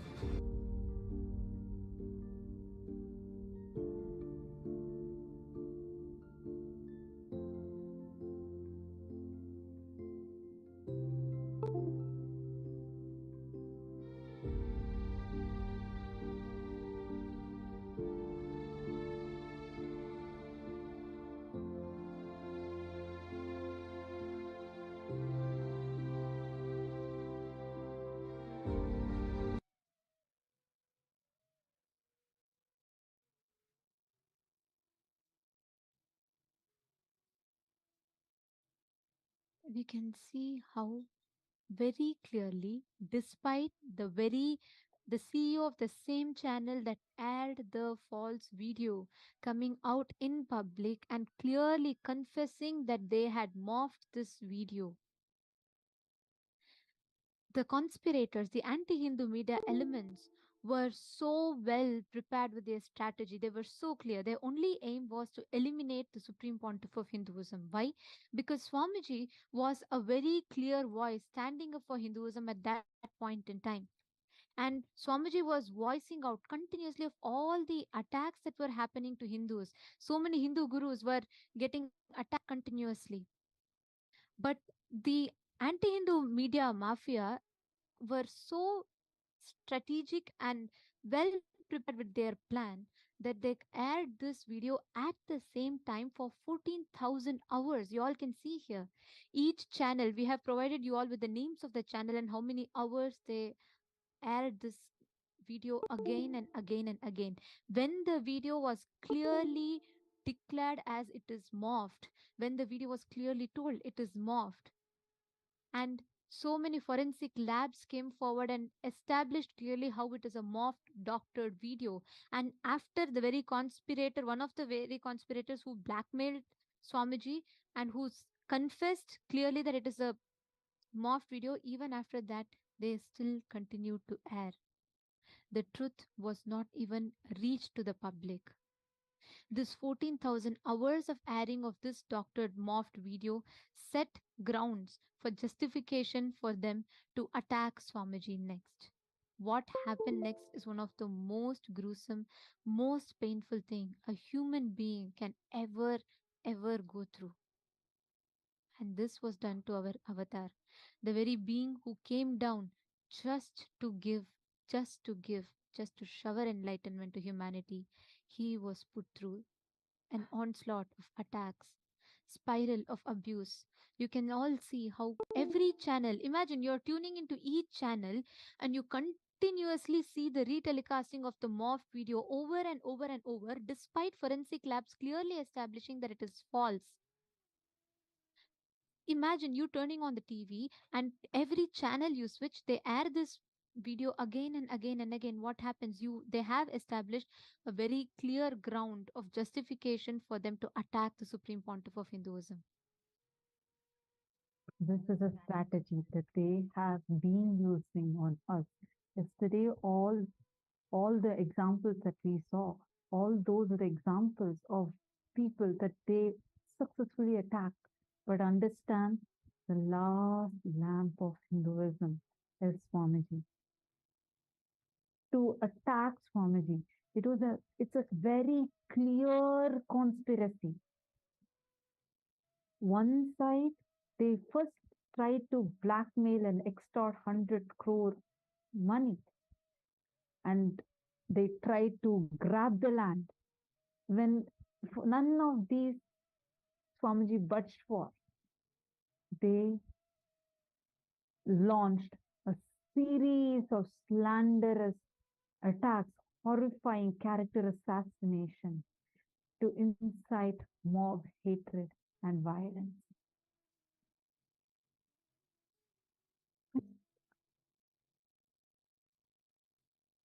False news, the hate material was being spread all over the media.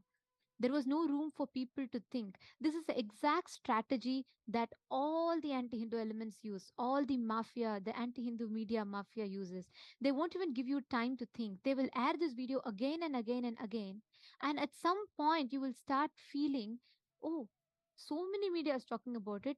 Maybe there could be something in it. And that is exactly the weak point that they will hit at, where they will not give you a room to logically analyze or think. And this is a very systematic, sinister plan of isolation, programmed confusion, and strategic character assassination to incite mob hatred and violence and laid the ground and justification for the multiple assassination attempts that were to follow under the garb of mob hatred, mob lynching, media trial, and a parody of justice itself. This is the exact same strategy that the anti Hindu elements use each and every time. First, they isolate. So, every time when Hindu gurus attack, the first thing they do is they keep airing this video. They spread the misinformation, and they isolate as if it is only independently just that guru getting attacked. That is why so many Hindus to this day, that is the most unfortunate thing. So many Hindus think, oh, it is just one guru who's getting attacked, and they all ignore. The anti-Hindu gang very strategically do not even allow us to cognize that Hinduism at large is getting attacked. We showed you all a statistics of how the last 97 years so many Hindu gurus were constantly attacked and killed. After they isolate, the second thing they do is they demonize in the eyes of the public. How do they do that? By media trial. Continuously they spread false news, misinformation, and they air it again and again and again without giving you time to think, and they start demonizing that guru in the eyes of the public. This is the exact strategy that was used to Swamiji. They already had a conspiracy clearly laid out. They released the morphed video just as planned, and they were, you all should know a very very important fact, even before they released the morphed video to the public, already the media and henchmen planted by these anti Hindu elements were standing right outside the campus in ready position to attack even before the news was out in the public. This itself clearly shows how it was a very clearly planned conspiracy. It was a very clearly plotted attack. After they demonize, they next do the character assassination actively by inciting mob hatred. They next create programmed confusion, means nobody understands what is happening. They incite mob hatred, take the mob and leave, and the mob destroys everything. Nobody will even know what is happening. That is a strategy used every time for every single guru that has been destroyed. And Swamiji, who is the only hope for Hinduism, was also subject to the exact same thing. This assassination, this plot, this conspiracy set clear ground for their assassination attempts. From the 2nd of March 2010 to the 21st of April 2010, a continuous serial assassination attempts on SPH by the henchmen, where the henchmen chased Swamiji for 3,000 plus kilometers without giving Swamiji a single second, without giving anyone time to even wrap their head around what was happening. Even before people could fathom, people could understand what was happening, the attack began. Bhaktika Swami, you were there on that day when they released this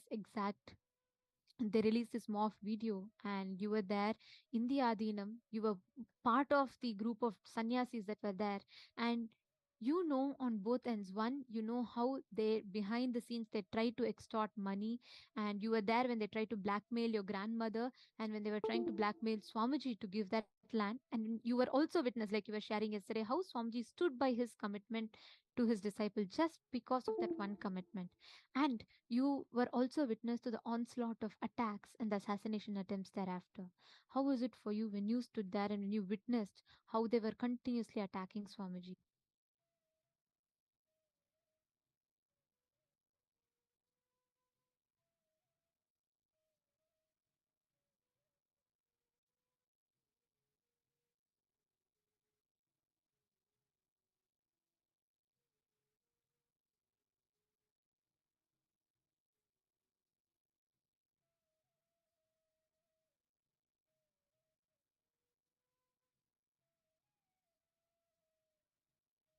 Sorry for the technical glitch. Looks like there's a small audio issue that participants are not able to hear Ma Bhaktika Swami as she's fixing it, and she'll be right back with us. But I just wanted to show you all, just to summarize what Ma Bhaktika Swami is sharing. When they released this video, and when right after that, henchmen were planted in each of the major campuses of Kailasas around the South Indian states, and they had clearly planned how they were going to eliminate the Supreme Pontiff of Hinduism. I just wanted to tell something very important over here. The intensity, the way how Swamiji was, when this morphed video was aired, in the beginning, most of the people did not even believe. They were very sure because they know by their experience, they knew, and they said they are not ready to believe it. Which is why it shocked the anti-Hindu mafia gang, the deep state elements. They aired it for 14,000 long hours, one side. One more side, they were hounding Swamiji.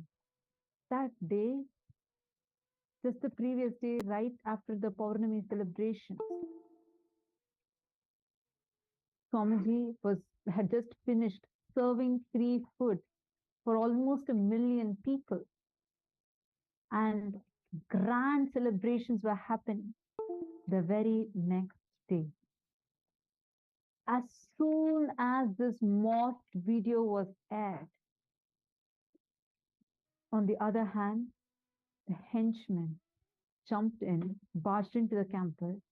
They started hounding Swamiji, going behind every path that Swamiji is taking to try assassinate.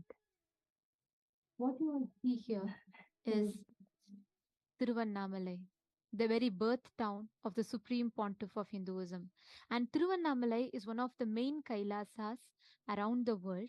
And this region, just this particular region alone, has 2 million plus devotees and disciples, and 4 major temples, 1 major temple monastery of the SPH just within this town itself. All the highlighted areas in the map above were Kailasas, which were actively serving the society. And these Kailasas were attacked and shut down by the mob that was already set there. You all can see here, this is exactly 24 hours before. This is 24 hours before 2nd of March 2010. As part of the religious festival, millions of devotees had gathered in the Tiruvannamalai monastery campus, and there were over 3 million devotees who were offered annadan on that day. This is just 24 hours before the attack, the deathly ambush that were followed the next day.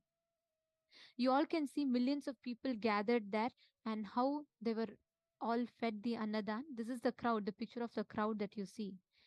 Right after that, on 2nd of March 2010. Right after, as soon as the false news against the Supreme Pontiff of Hinduism was broadcasted on television in the evening, by night 8:30 p.m., the anti-Hindu terrorists, the anti-Guru Hindu mafia reached the main campus, Tiruvannamalai temple, in search of the Supreme Pontiff of Hinduism to assassinate the Supreme Pontiff. This is on 2nd of March. You all can see the violence, and you can see the media telecasting this violence just to incite more mob hatred, just to incite the hatred in the mob so they can agitate the mob to attack more. This was a very clear planned conspiracy. On the 2nd of March 2010, the disciples just barely managed to distract the assassins and take Swamiji safely to exit the Tiruvannamalai temple monastery campus. It was just a small hairline escape. On the 2nd of March 2010, you can see the whole Tiruvannamalai campus after a week of attack.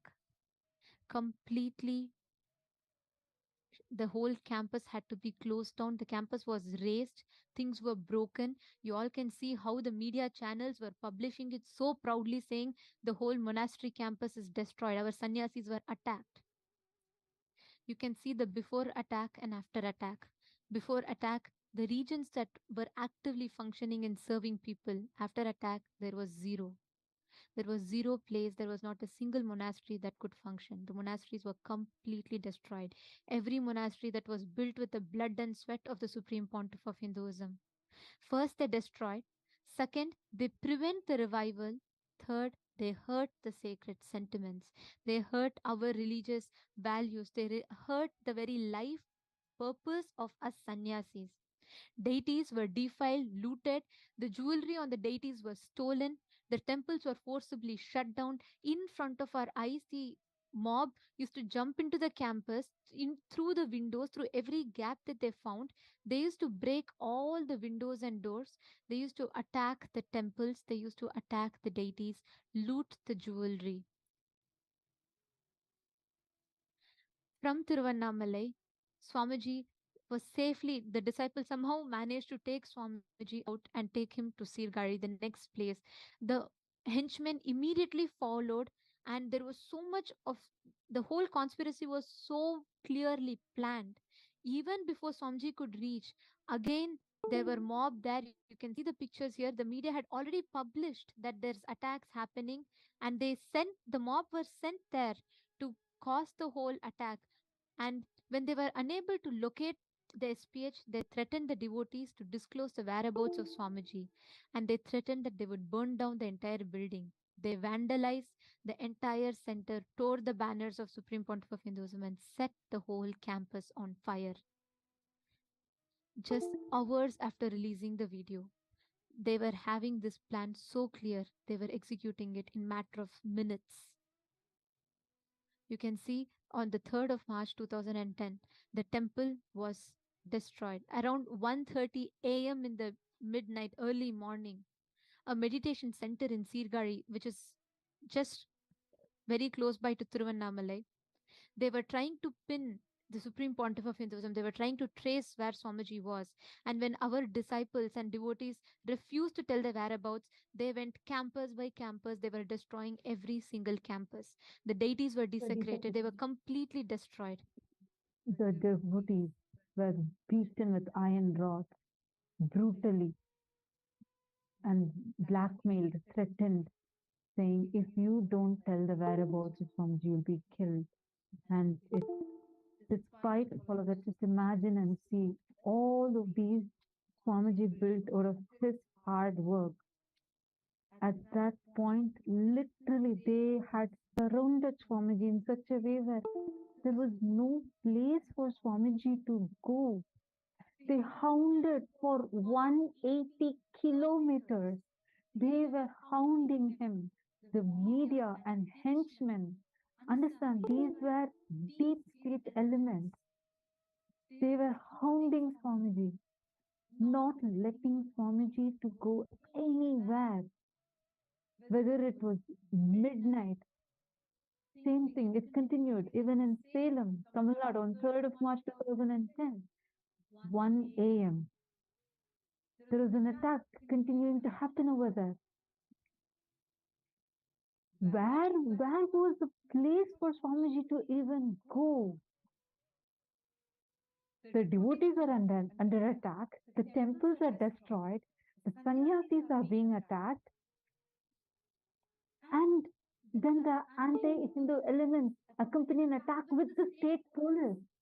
Where would you go to? Where should Swamiji go to? He was on the road continuously like the disciples were paranoid because anywhere you go, there is just henchmen waiting to attack, and they had already tracked. They were tracking every movement of Swamiji. The moment Swamiji goes to in any one of the campuses, they were already there. They were already there attacking, or they already found or identified the paths he could possibly take, surrounded and started attacking. Midnight, 1 a.m., 2 a.m. These were the times when these were like the times when they're attacking. Imagine and see where would, Swamiji did not have a place to go to. Actually, the whole attack, And ma, it go ahead, was ma. it was just too big and too quick. I mean, here we were, a bunch of sannyasis, but not been exposed to anything of this sort. The 2010 attack would remain forever in our lives the most horrendous thing we've ever seen, actually, because right from the time we got wind of the mock video that they had released, the pace at which they took the whole thing, like you were saying, it was so big and so quick. I mean, uh, for us, the greatest wealth is Bhagavan's life and body. Now, the whole attack has been on that. And then there was so much to deal with around it. All the properties everywhere simultaneously were being crashed, and our phones were ringing continuously. Even before attacks were happening in Adinams, the news was out on the television. We didn't know what was happening. There was nothing happening, but the news was out that Adinam was attacked. And then after a few minutes, they're coming and attacking. I mean, we couldn't believe the extent to which they could go just for one reason, that Bhagavan wanted to keep his commitment to one devotee. They were the ones who created the false news. And then the way they stretched it, I mean, we didn't know. Our focus was on, is Bhagavan safe? Because we were continuously getting blackmail calls to tell where Bhagavan is. We ourselves didn't know. That's a We just didn't know. I mean, the group that was traveling with Bhagavan somehow secured his body. We were not in touch with them continuously. We didn't know because we had so many things to deal with in Adi Kailash. The whole place was burning. And then there was eternally media at the gate. And media had already jumped and over and come in. It was used I can totally to do anything. understand what you're saying, Mom, because right now, even for all of us, when we all see that Swamiji is not physically available for the humanity anymore, how painful it is. Swamiji is just there. Swamiji is still making himself available despite of all the attacks on two-way.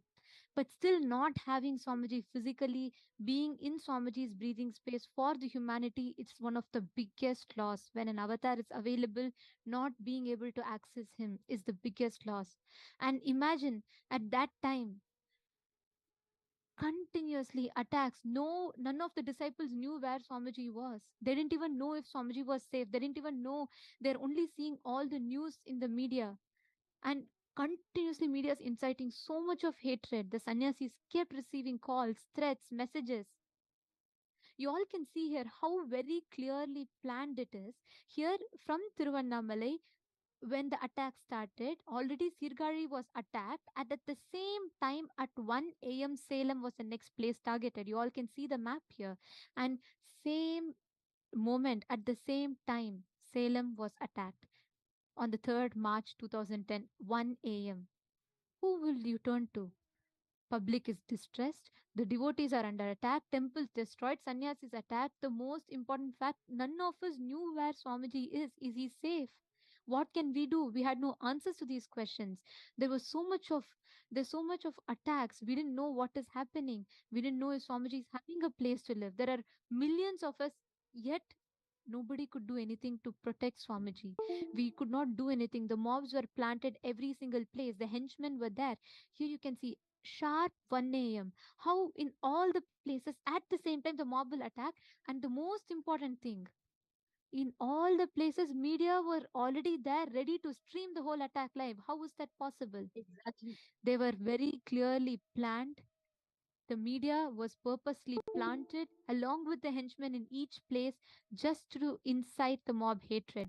The temple monasteries were shut down at the same time. You can see the hatred. You can see the amount of hatred that was incited into the mob. Understand? These were not public. The public people did not do any of these. The moment the mock video was aired, immediately in every of these monasteries, these groups, the henchmen were already plotted, planted, and immediately they started this attack.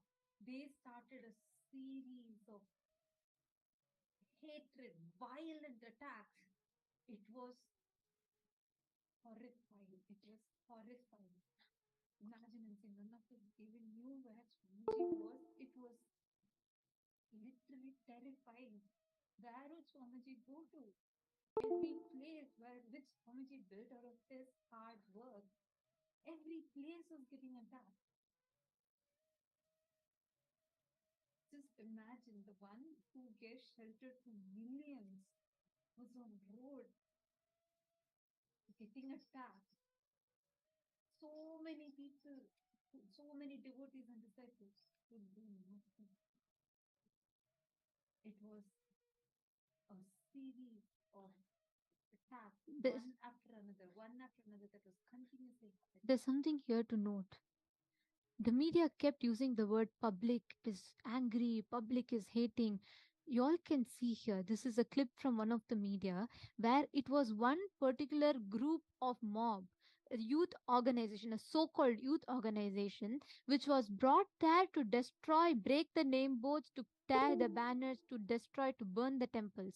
And the media would continuously show as if all the people of the place gathered together. It was not true. You all can see it is the same group of mob that were planted there. The henchmen were planted there. Many people were paid to come there and just to break things. And the henchmen were planted there so that people believe as if everyone is hating. To this day, most of the people do not even know what exactly happened. Even before society, public can understand, even before us, his own disciples can understand what was happening, they had executed their plan. Every place that they even calculated that Swamiji might go, they had already planted the henchmen in each place. So constantly, all of us were kept under the fear. We did not know if our Swamiji was safe. We did not know if he is having a place to go. We did not even know what was happening. In this confusion, this is the exact strategy of the anti-Hindu elements. They keep the they keep us in continuous confusion so that they have so much of room to attack and eliminate, assassinate the Supreme Pontiff of Hinduism. Here you can see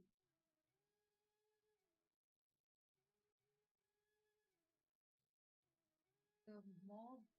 When we use the word mob, it was a group of henchmen that were deep state elements. You can very clearly see over here. It is that one group of people that are creating the same type of chaos, same type of attacks, exact same weapons, exact same style of attacks that were used everywhere. All of them were part of this one group.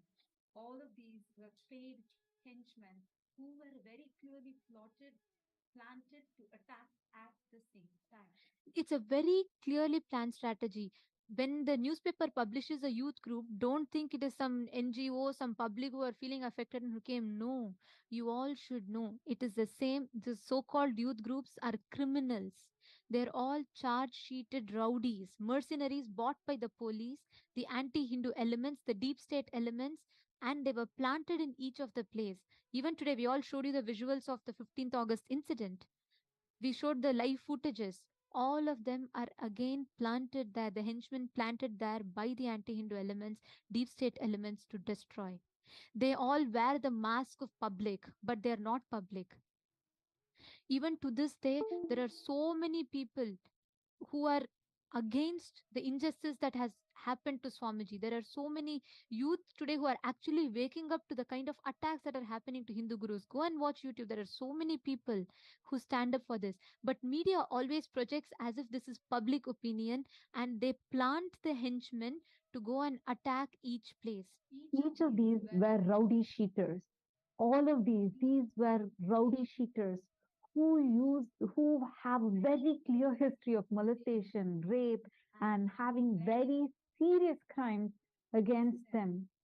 And all of them came in the garb of mob, crowd. And all of them came to these places beforehand itself and launched the attack.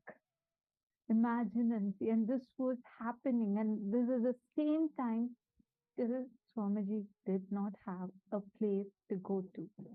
They were, one more side, they were continuously tracking Swamiji and going behind and attacking continuously.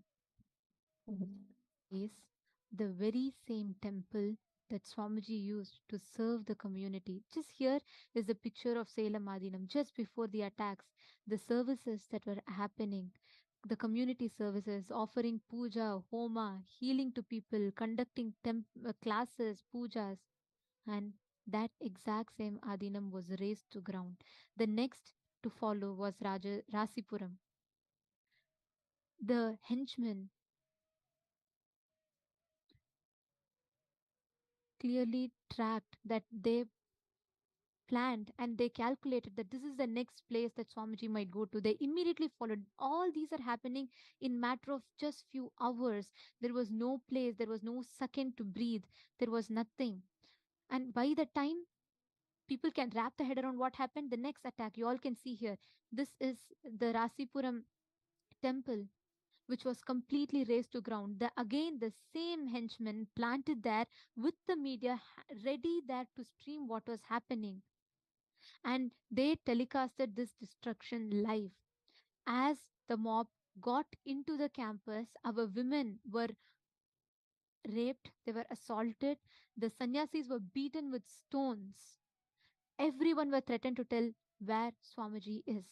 Imagine just reliving this pain, reliving it is beyond even explainable. We all didn't even know where Swamiji was. We all didn't even know if he was safe. If something happened, Swamiji is life for all of us. And imagine what would have been happening every single campus. No devotees were given time to even breathe. We didn't even know if Swamiji was safe. And they kept attacking, attacking, attacking, one after the other, one after the other. The next was Rasipuram. How Rasipuram was attacked. How the mob came and attacked Rasipuram. Right after that, followed was Namakkal. And Namakkal was the next place. You all can see in the map.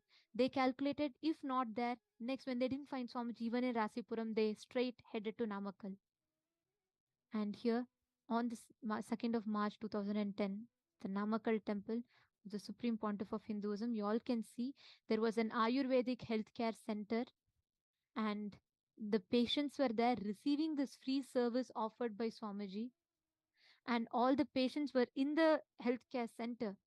And 2 days later, police suddenly came there at night in the name of the anti-Hindu, the deep state elements came there in the night in the name of investigation and terrorized the patients. The temple was forcibly shut down, the services were stalled, and the whole area was completely destroyed, razed to grounds. And this was proudly published in the newspapers. The next place immediately that the mob headed to was Siragapadi temple. This is a place where organic farming happens, Goshala is there, and sannyasis lived there and served there, running the whole temple. And we all can see here Swamiji conducting the 3-day meditation program in that very same Adinam, the main monastery campus of Salem. And each of these campuses were destroyed. One after the other, one after the other, they were razed to grounds. Each of these places that Swamiji himself personally went, poured his blood, sweat, energy, healing people, making himself available for people, being there for people, that exact same place were completely destroyed, brought to ground. What an avatar gifted to humanity. He dedicated his whole life for the sake of humanity, and this is what humanity gave back. This is what humanity gave back to all the Tyaga that an avatar did. Understand, so many of you are asking, what can we do? I see many, many messages. Some of you are saying that any conscious being with mature mind knows that these kind of incidents are organized attacks and it's paid and supported. So many of you are saying their consciousness is so low. What can we do? Too much of destruction. This is too heartbreaking. This is no words. What can we do? Many of you are asking that these people go to hell. I see many such messages. Understand, it is too important that Kailasa is revived. Understand, how can the Supreme Pontiff of Hinduism go through this? The one from the time he descended into this planet has been working so hard just to serve humanity and just to revive Hinduism. How can he go through this kind of crime against humanity? This is a crime against humanity. This is not just a persecution. This is a crime against humanity. We have only started presenting to you. We have still not even covered even 1% of what Swamiji went through. He went through all of these, and we also showed you the clipping of what's happening today in Kailasa Trishulam. Understand, it's too important that we all, Hindus, come together. All the born, living, and practicing Hindus. We are 2 billion in number. If we come together, our power is enormous. But right now, unfortunately, because of centuries of attacks and the Hindu Holocaust that we all have been subjected to, we have been so deeply persecuted, consciously raped, that we have lost even the strength of our very identity right now. When our Supreme Pontiff is getting attacked like this, Hindus are standing spineless. It is high time. How can, in such a modernized day, when we all are saying we have access to so much of information, social media is there, how can this happen in broad daylight? How can this kind of an attack even happen? Understand, every one of us here, it is not just these mercenaries, henchmen, the deep state elements, the anti-Hindu deep state elements attacking so actively. It is our criminal negligence. We all the Hindus, need to come together. We need to unite. It is high necessity for Kailasa to be revived. What for Swamiji is doing so much of sacrifice? Why should Swamiji? They threatened for one thing for Swamiji to give up Hinduism and declare himself secular. There are many gurus who are not being touched because they declared themselves as secular. But Swamiji did not deter from his commitment to us. He is doing this for the sake of each one of us. He did not give up on Hinduism. He did not give up on his mission or vision, the commitment that he has given for us, our enlightenment. There's a very beautiful Message message. that I would like to read out, posted by one of the participants, Ma Nitya Sadashivaya. She has posted, Swamiji as avatar does not need us. Life or death is nothing to him. But it will be lifetimes of loss for us, of which we can ever recover. That is why, besides asking for boons to Swamiji, let us also pray for Swamiji for safety and Hinduism safety assured solutions and fast. Especially those who are good at manifesting powers, let us use this power. Of course, all of us should use collectively our will persistence to make it into reality. It is too important. Let us do it soon before we regret it. It is so disheartening. Swamiji is smiling compassionately in every single satsang, but it is shadowed by his painful image when he was tortured. Ma Nitya Sadashivaya, you have literally verbalized all of our pain, literally what each of us will be feeling right now. This Swamiji as an avatar is beyond all of this, like you beautifully put. True, he is beyond life, death, he is beyond each of this. But losing an avatar is one of the greatest loss for us, humanity. We will regret it for lifetimes. Already today, we are not having access to the physical breathing space of the avatar. An avatar who comes from it is not a joke when the consciousness descends down in planet Earth. And he happens once in a millennia for human beings. And when such an avatar happens, taking him for granted and losing him is a loss that we can't recover even after lifetimes. And like you beautifully said,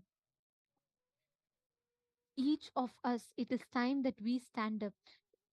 I just wanted to add one point that you put. Now, you put now instead of asking boons to Swamiji, let us pray to Swamiji for his safety. Please understand, it is a time where we have to stand up. We have to do in action. It is not time to sit and pray. It is not, see, Swamiji, like Swamiji has multiple times told in satsang, Kalabhairava is there. Swamiji is not going to give up. Swamiji will manifest and make Kailasa happen. But do we, human beings, do we, the society, want to give this to an avatar who has given his life and everything to us? Do we want to let this happen to our beloved Swamiji, who does not let one suffering befall on us? Just one small thing that happens to us, Swamiji will tell, don't worry, ma, I will take care. He will go to any extent to protect us. Do we want to let this happen to our beloved Swamiji? He's already literally chased out without a place to live or stay. Humanity has done the worst possible thing to an avatar, and still, every single time, Swamiji comes and sits in the darshan with that smile, with that love. His compassion is enormous, like that of an ocean. But do we, human beings, want to give this to an avatar? That is a question each of us need to ask ourselves. Every one of you that are resonating, every one of you that feel, that have added to what Ma Nitya Sadashivaya has posted, so many of you have posted similar messages. The only thing that we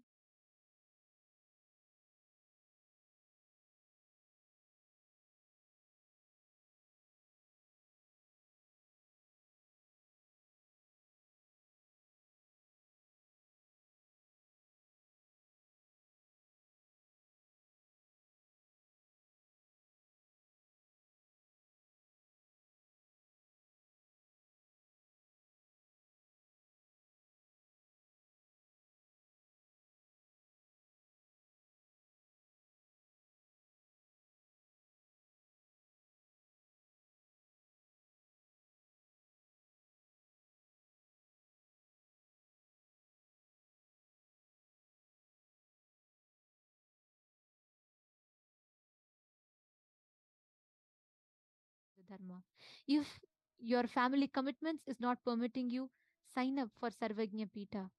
Become part of the founding fathers and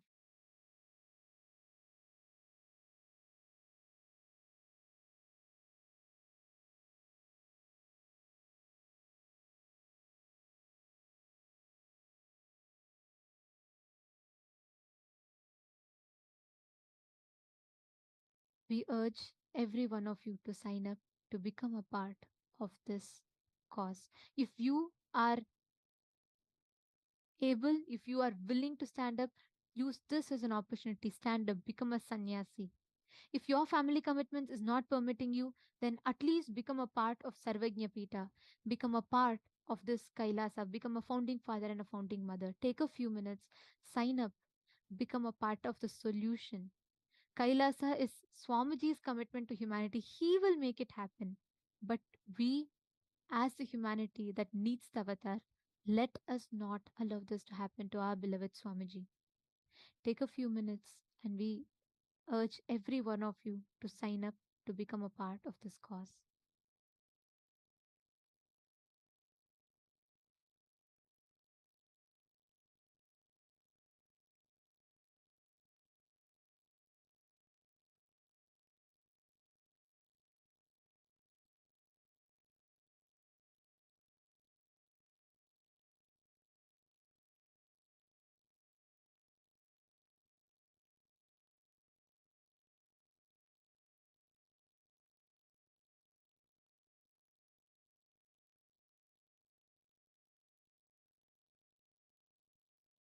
If you have an intention, you think, yes, I want to be a part, I want to do something, I want to be a part of the solution. There is something that I would like to do, but I need support for me to take that action. Even if you are in such a situation where you would like to have some more guidance on how you can be a part, you would like to know more about this, then take a few minutes. You all can head to sksjp.org, where support desk team will be posting the link in the chat for all of you. You can head to sksjp.org and you can put your intention in that. And understand, today all of us are receiving the initiation, the healer's initiation, receiving one of the most beautiful initiations from Swamiji. He is here yet again to manifest, to give us this experience, to manifest all that we want for us. All we need to do is just be a part, just receive it, and let us not do this to an avatar who has made himself available. Even today, Swamiji is here again to give us the darshan and to initiate all of us into the healer's initiation. As all of us are going to be receiving the healer's initiation today, I request every one of you, Let us all become part of the collective solution. And now, let us all get ready to receive the darshan. We request all the participants to settle down. Let us all remember the Sarva Parityaga, the Tyaga that an avatar has done to be here with us, and never take the avatar for granted. Let us connect, let us get ready to receive Swamiji, to receive Bhagavan Jvarabhagana Murthy, the ultimate manifestations of Paramashiva. We request all the participants to please sit straight with your head, neck and spine in a straight line.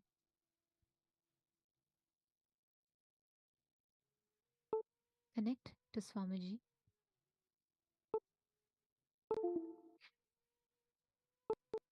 And we will now be chanting the Dhyana Shloka of Bhagavan Jvarabhagana Murthy. Shri Rama Saumitri Jatayuveda Shadananaditya Kujarchitaya Shri Neelakanthaya Dayamayaya Shri Vaidhyanathaya Cha Namah Shivaya. I salute to that God, Paramashiva, who is the king amongst the physicians, who is worshipped by Rama and Lakshmana, who is worshipped by Jatayu, who is worshipped by Vedas, who is worshipped by Bhagavan Subramanya, who is worshipped by the sun god, who is worshipped by the Mars god, who is worshipped by having the blue neck and who is a personification of compassion. I bow down to that Vaidyanatha. Now, in this same space, let us all get ready to receive the darshan of Jvarabhagana Murthy. Please sit straight. Chant the Mahavakya. Om Nithyananda Paramashivoham. Om Nithyananda Paramashivoham.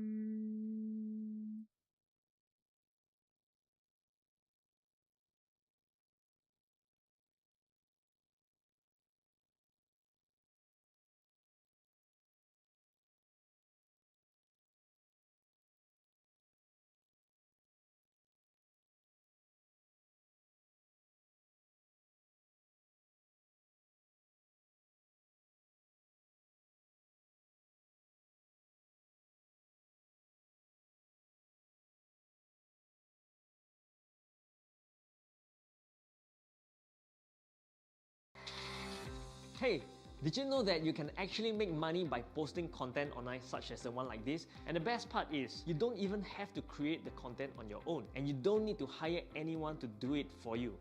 And your daughter, Ma Nithya Mahasadashiva Priya. My blessings for both of you. I am with you. Tatast. Om.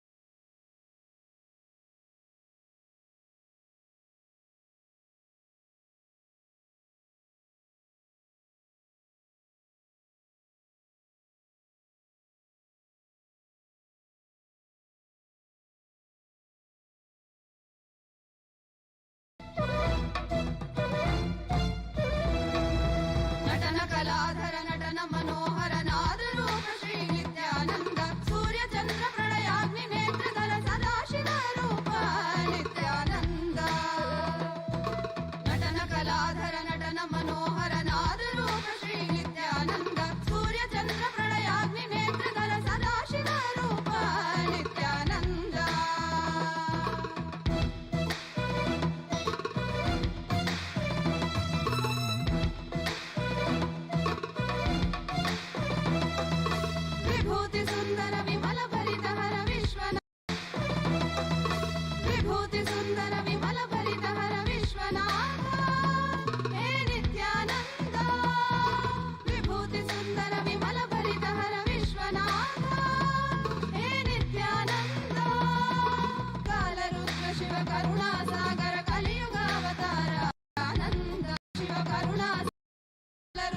Shiv Karuna Sagar